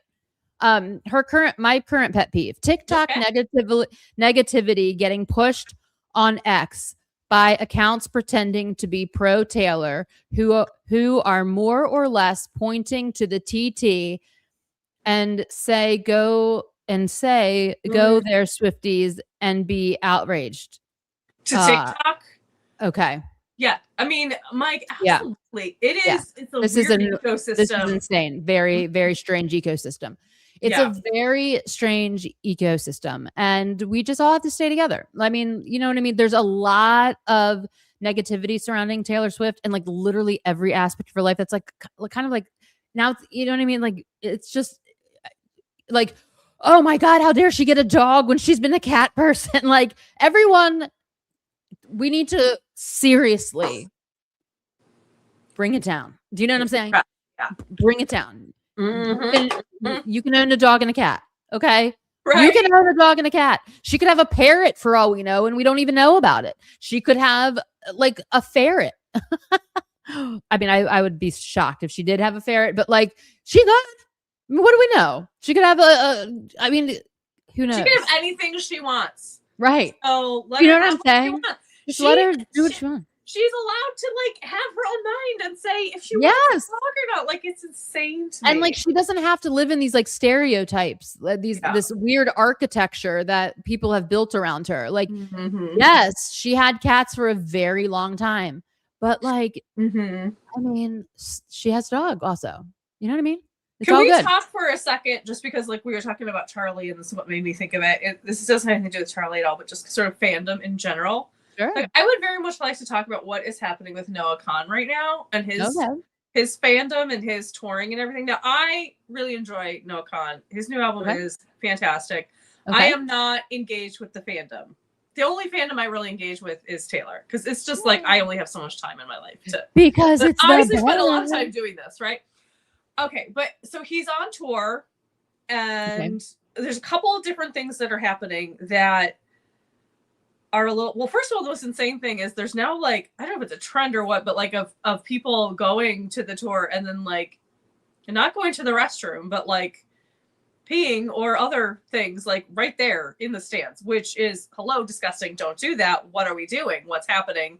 There are workers who have to clean that up and other people have to smell. Like that's disgusting. That's not even what I want to address. Here's the two things that I want to talk about that sort of break my heart for Noah. First of all, he has a song on his new album. It's called Dan. It is in my opinion, the most heartbreaking song on an album of heartbreaking songs. It's very emotional. Okay. I'm gonna have to listen to it. It's not on the set. It wasn't on the set list. And from my understanding, the fandom essentially pressured him into playing this song on stage. And it's the equivalent of saying, like, if we as Swifties were like, Taylor, you have to play Forever Winter. Please play Forever Winter. Please, like, especially like right after it happened, right? Okay. So he plays the song because he's a lovely man who just like wants to give people what they want. And he's like sobbing. A pathological people pleaser, you mean? Probably.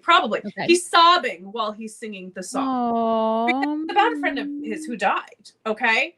So it's one thing to make a song, and then it's another thing to perform it. And my guess is he didn't have it on the set list because he felt it was too raw to add it. Now, he's a grown adult, and he could have said, no, I'm absolutely not going to play that song.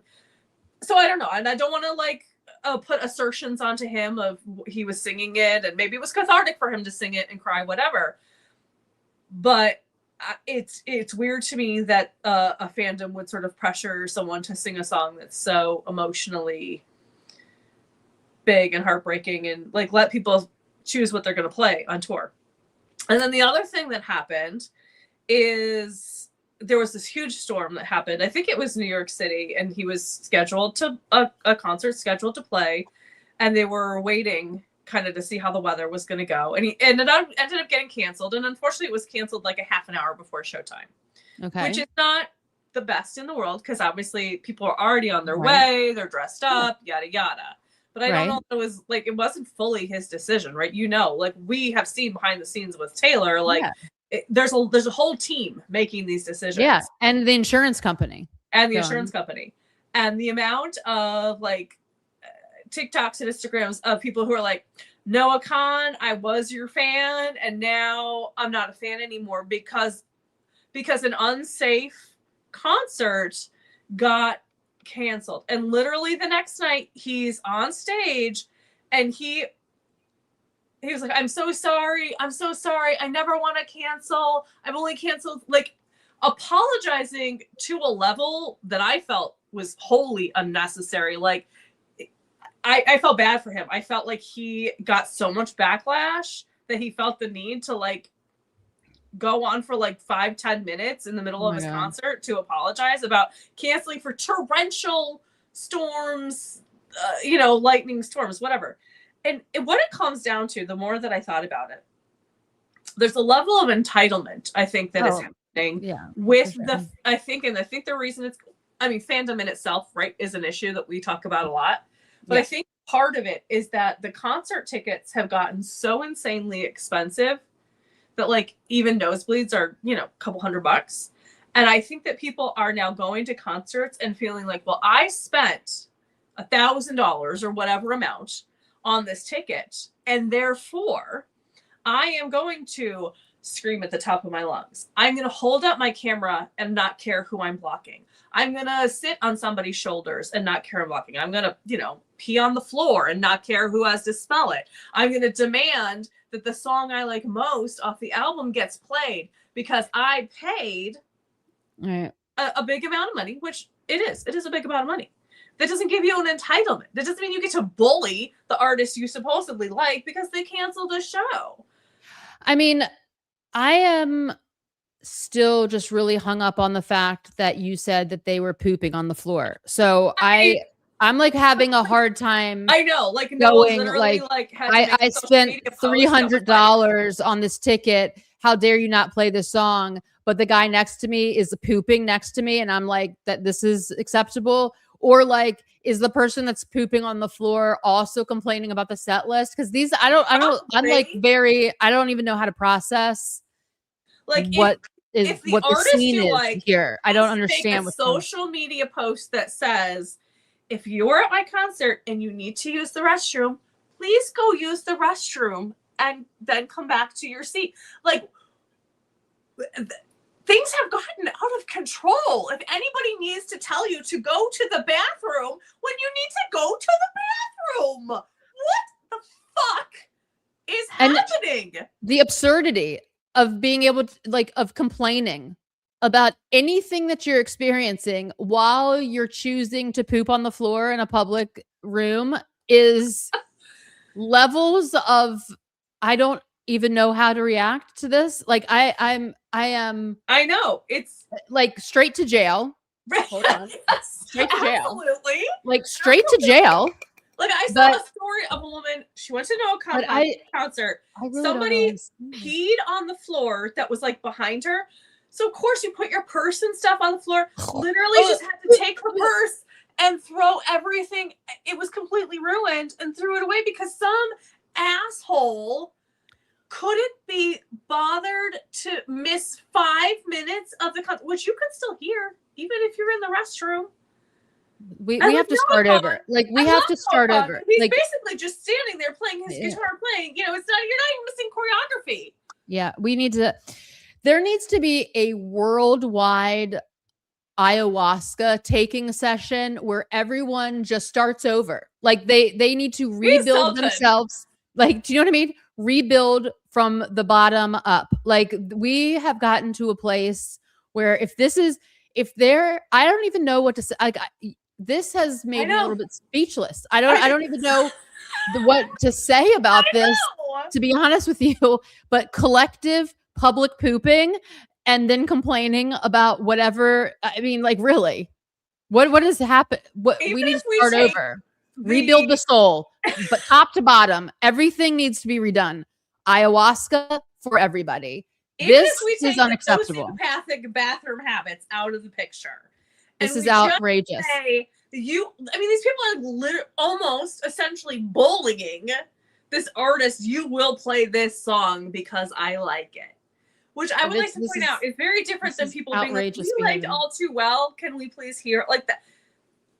It's a different song. Like it's a different, like, can we have some sensitivity? Can we have, like, if you listen to this, it's a song. It is a okay, song. but here, like we're devolving is what's going on right now. Like because like, do you remember like a time where not holding the door for somebody or like not saying like thank you and excuse me and or like whatever, this would be like a mega offense. But now we're at the level of like people are just getting disappointed instantaneously, not satisfied because they are incredibly entitled or whatever. I don't even know what the word is for just everyone collectively deciding to poop on the floor at a concert. But here's the other thing that I am pretty mystified about, to be honest with you. No offense to this person. Not no offense to Noah, but the 10-minute speech he should be giving is, I'm not ever singing another song again if you all continue to just shit on the floor of the venues where I show up.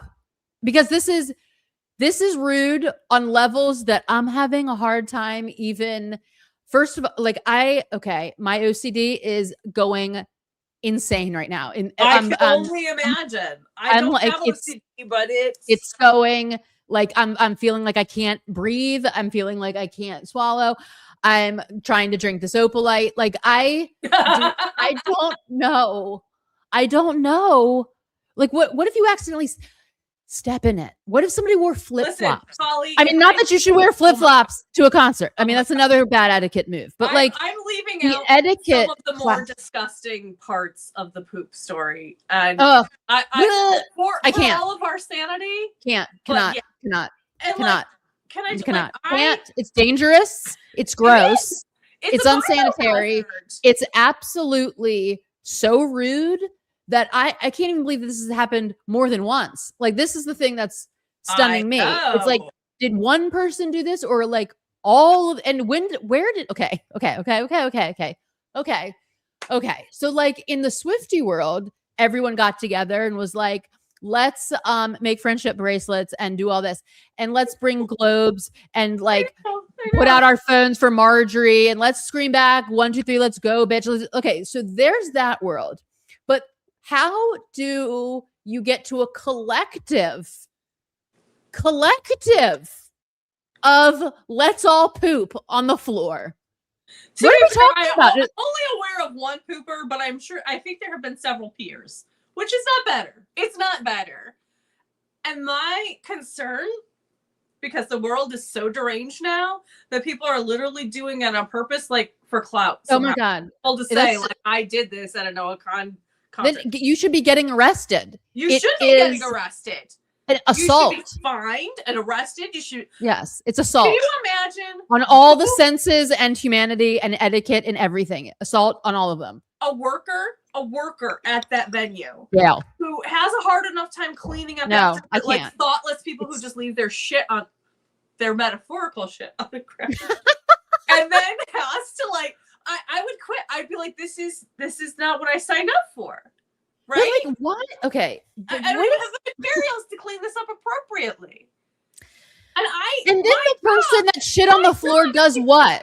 Literally my job, besides helping raise humans, is to clean up shit and piss. And I would never do it. Okay, this is the last thing we're gonna say on this, because it's so gross that like I'm having I feel like I'm going to have to like scrub myself like with a Brillo pad when this live stream's over. I'm sorry. But like, it's okay. Like, I'm like, oh my God, where's the Lysol? I need it immediately. I'm going to snort it. I'm going to snort Lysol in like 1 second. But I mean, okay, so I won't. But like, please don't. This is not. Yeah, don't do this. Don't do that. But I did. Trust me. During the pandemic, oh Lord, was I like. Okay. Anyway, next question about this incident. I'm going to have to do research on this, and I'm going to be mad about it.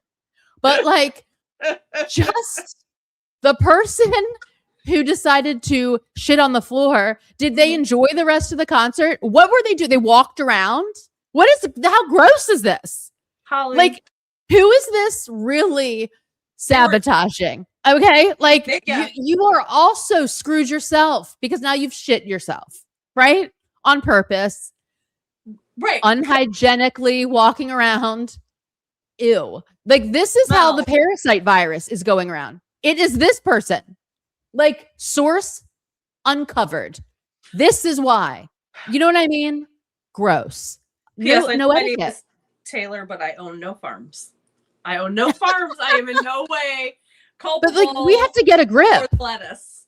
We have to get a grip. Like, this is this is caveman behavior that we're demonstrating. This is insane. We have cars that drive themselves, and we like are doing things like this. This is not acceptable. This is insane and disgusting and embarrassing. And it's embarrassing. And again, there's no thought for anybody else but themselves. It's gross. It's gross. And we can take away the gross part of it and just say like the people who the etiquette, are screaming at the top of their like not singing loudly. I mean like, you know, like, here's midnight, I was right. You know, like why? What is because everyone has to be the main character. I mean, it's not, oh, let that person enjoy the no. We need to go back to like we need the Gilded Age rules of society norms in a way. Like we need to get some of them back. Because we've lost all structure. The wheels have come off the bus. We've all dropped the basket. Everyone needs to take ayahuasca and literally just rebuild top to bottom. Soul search, squeegee third eye, like all of the things. We input, just compassion, a community again. Yeah, it's wild. About people and it's crazy. All right, so let's get back to comments. Okay, in Charlie's album, one of her lyrics is, "As we all know, I'm insecure," which is about the whole situation. Sue me, but I thought Charlie was funny when she said that. Do you think she was saying that in jest? Like it was like a funny thing that she said, or one of the lyrics on this new album, or like it sounds to me like it's a lyric from the new album, which like, I mean, here's the thing, she is funny. Like Charlie Kirk. What the fuck am I talking about? It's from the shit talking. See, Opalite.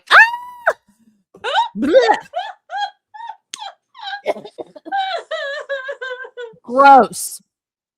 Oh my God, I'm going to censor myself. I don't know why that just came out. Charlie XCX. Ew. I want to remove my tongue right now. And it's okay. It's okay. We're in no way equating the two. Gross. Ew.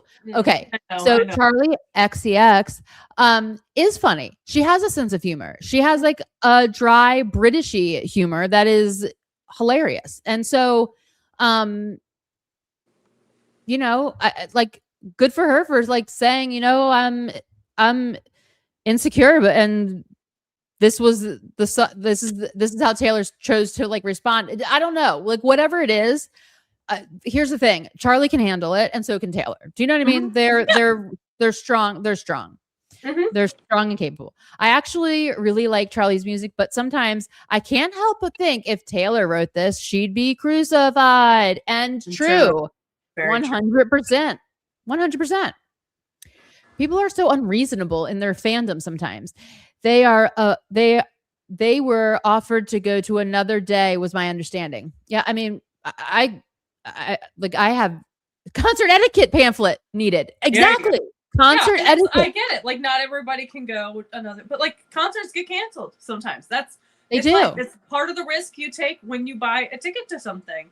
And it's I don't know. It was a very aggressive response that wasn't proportionate to what had happened. Yeah, I'm mind blown that is happening. It's not like they didn't get their money back, you know? If you poop on the floor, you should not get any money back. Okay, but I'm talking about when it got canceled for the store. I'm not talking. Yeah.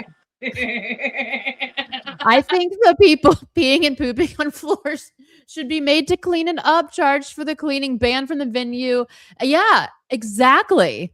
A jail, slingshot into the sun, etiquette school. Like you, somewhere along the lines, it all came undone for this person. I literally don't even know. Well, I mean, I'm like, so like, were they wearing jeans?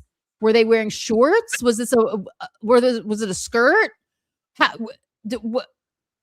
like the entirety, the logistics of the entirety of it is so baffling to me that I don't even. Like, I wouldn't even go in a public bathroom and do that. Like, I wear a glove when I get gas. at the gas station. Like this, I could not even handle this. No. I hold the door for everyone whenever I can and say, have a great day to everyone. Well, Darren. As do I. Yes, Darren. You get a crown. Crown you. And you're because Canadian. You know what? So joy spreader. The Canadian joy spreader. Joy spreader, Darren. We love you that. You are a joy spreader, a light sharer. And for that, we love you. You know, that is amazing. Amazing. I went to a Heart concert in November last year, and it was inside Hard Rock Casino, and security was at every aisle. So maybe it depends on the concert and where it is held. It's got, I mean, I don't know. I don't even know what I've witnessed many a thing. Okay. Like novels worth of things. And I have never witnessed that. And I don't even know how I would react. Now I've got to put that in my. You have to have security at every that. People should be able to handle their stuff.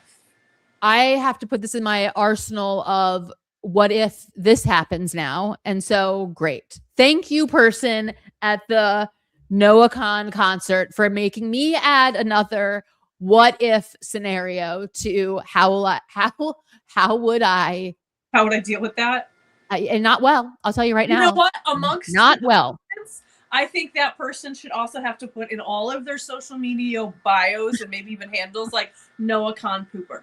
Like I just think you should be known as that for the concert shitter.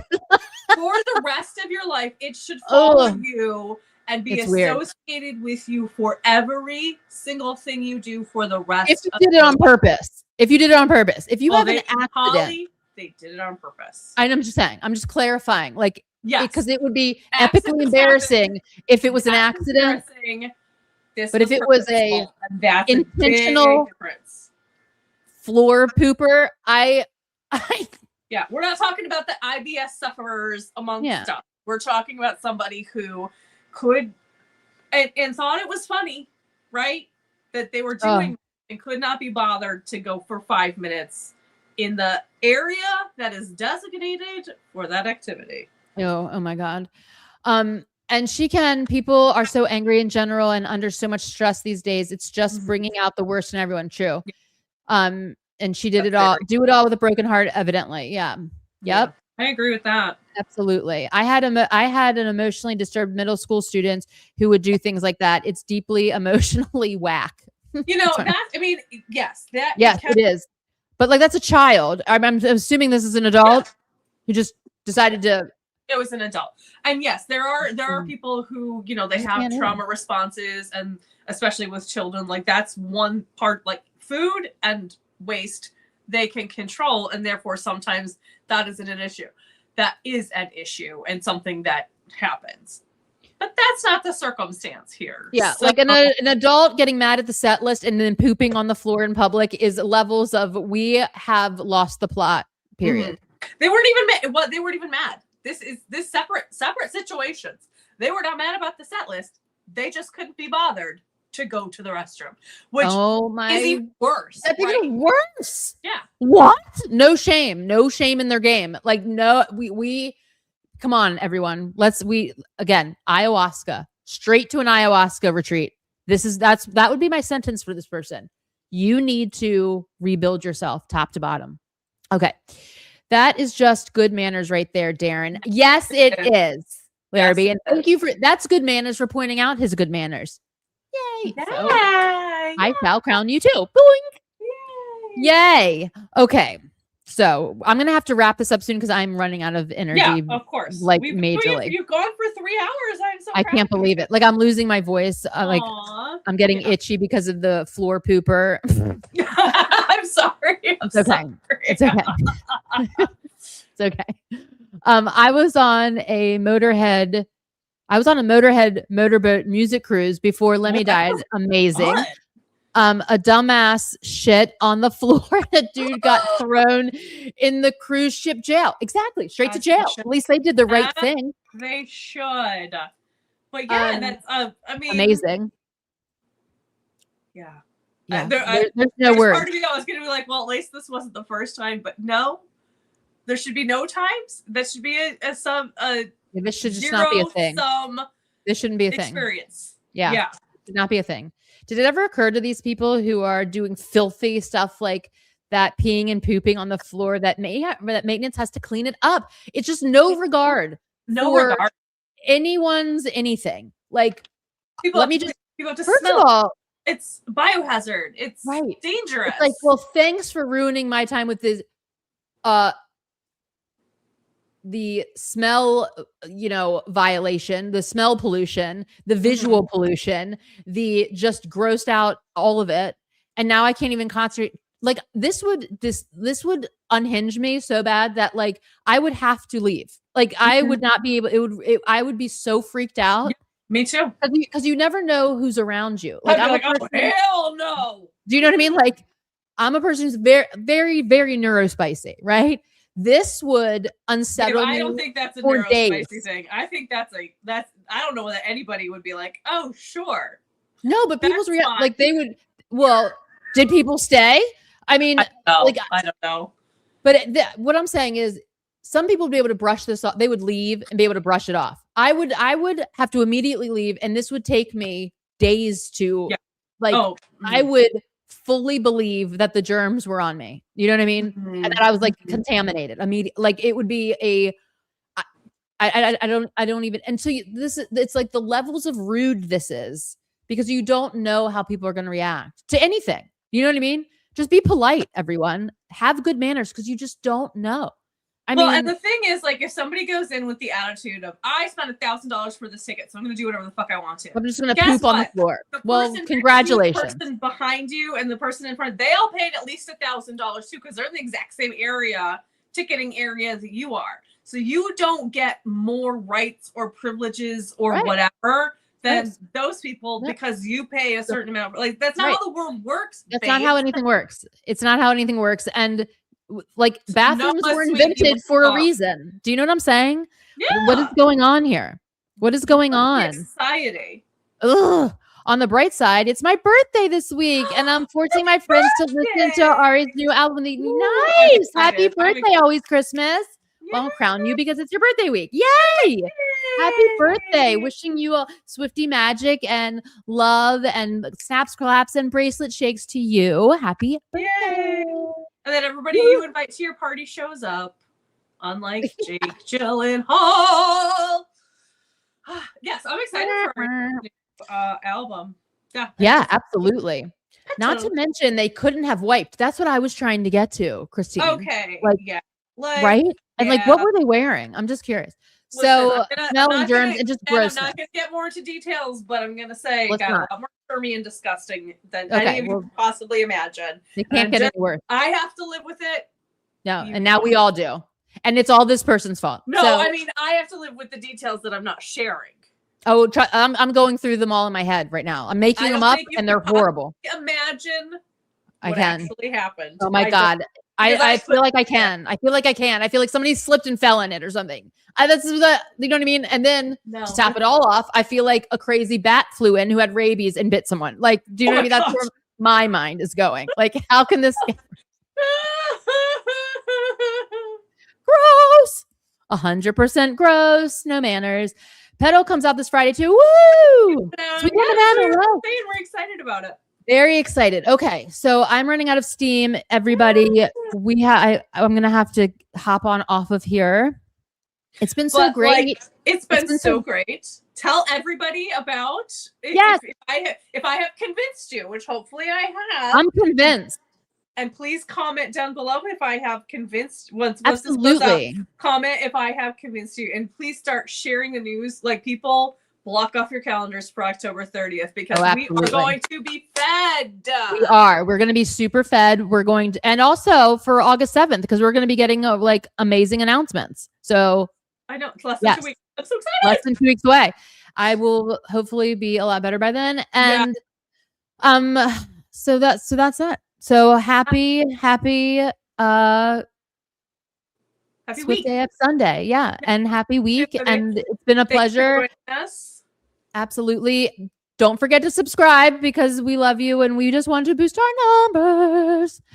And you all are the best. And I mean, what else can I say? Thank you for all the messages, of the love, the manifesting, the vibes. I have gotten them. I feel them. And thank you. Aw. Thank you for also being patient while I recover. Darren says, good night, queens and friends. Oh, I love that. I love What that. about October 23rd? Oh, you got to go back to the beginning of this. I'll break it all down for you. Just once this we is have done, been go back to doing the beginning. I'll convince you. Yay. So many cool Easter eggs to contemplate. I know. So the mind much. reels. I know. I love this. Thanks, Taylor, for your hard work. Holly, be well. Thank you guys. Thank you. We will be back on Sunday. Cannot wait. Cannot wait. Okay. So until then and always, peace. Peace. Love. And Swifties forever. Bye. Everybody have a great week. Bye-bye. Thank you. Woo-woo-woo. Amazing. We love you Love. much. Bye. Bye. Have a great week. Woo.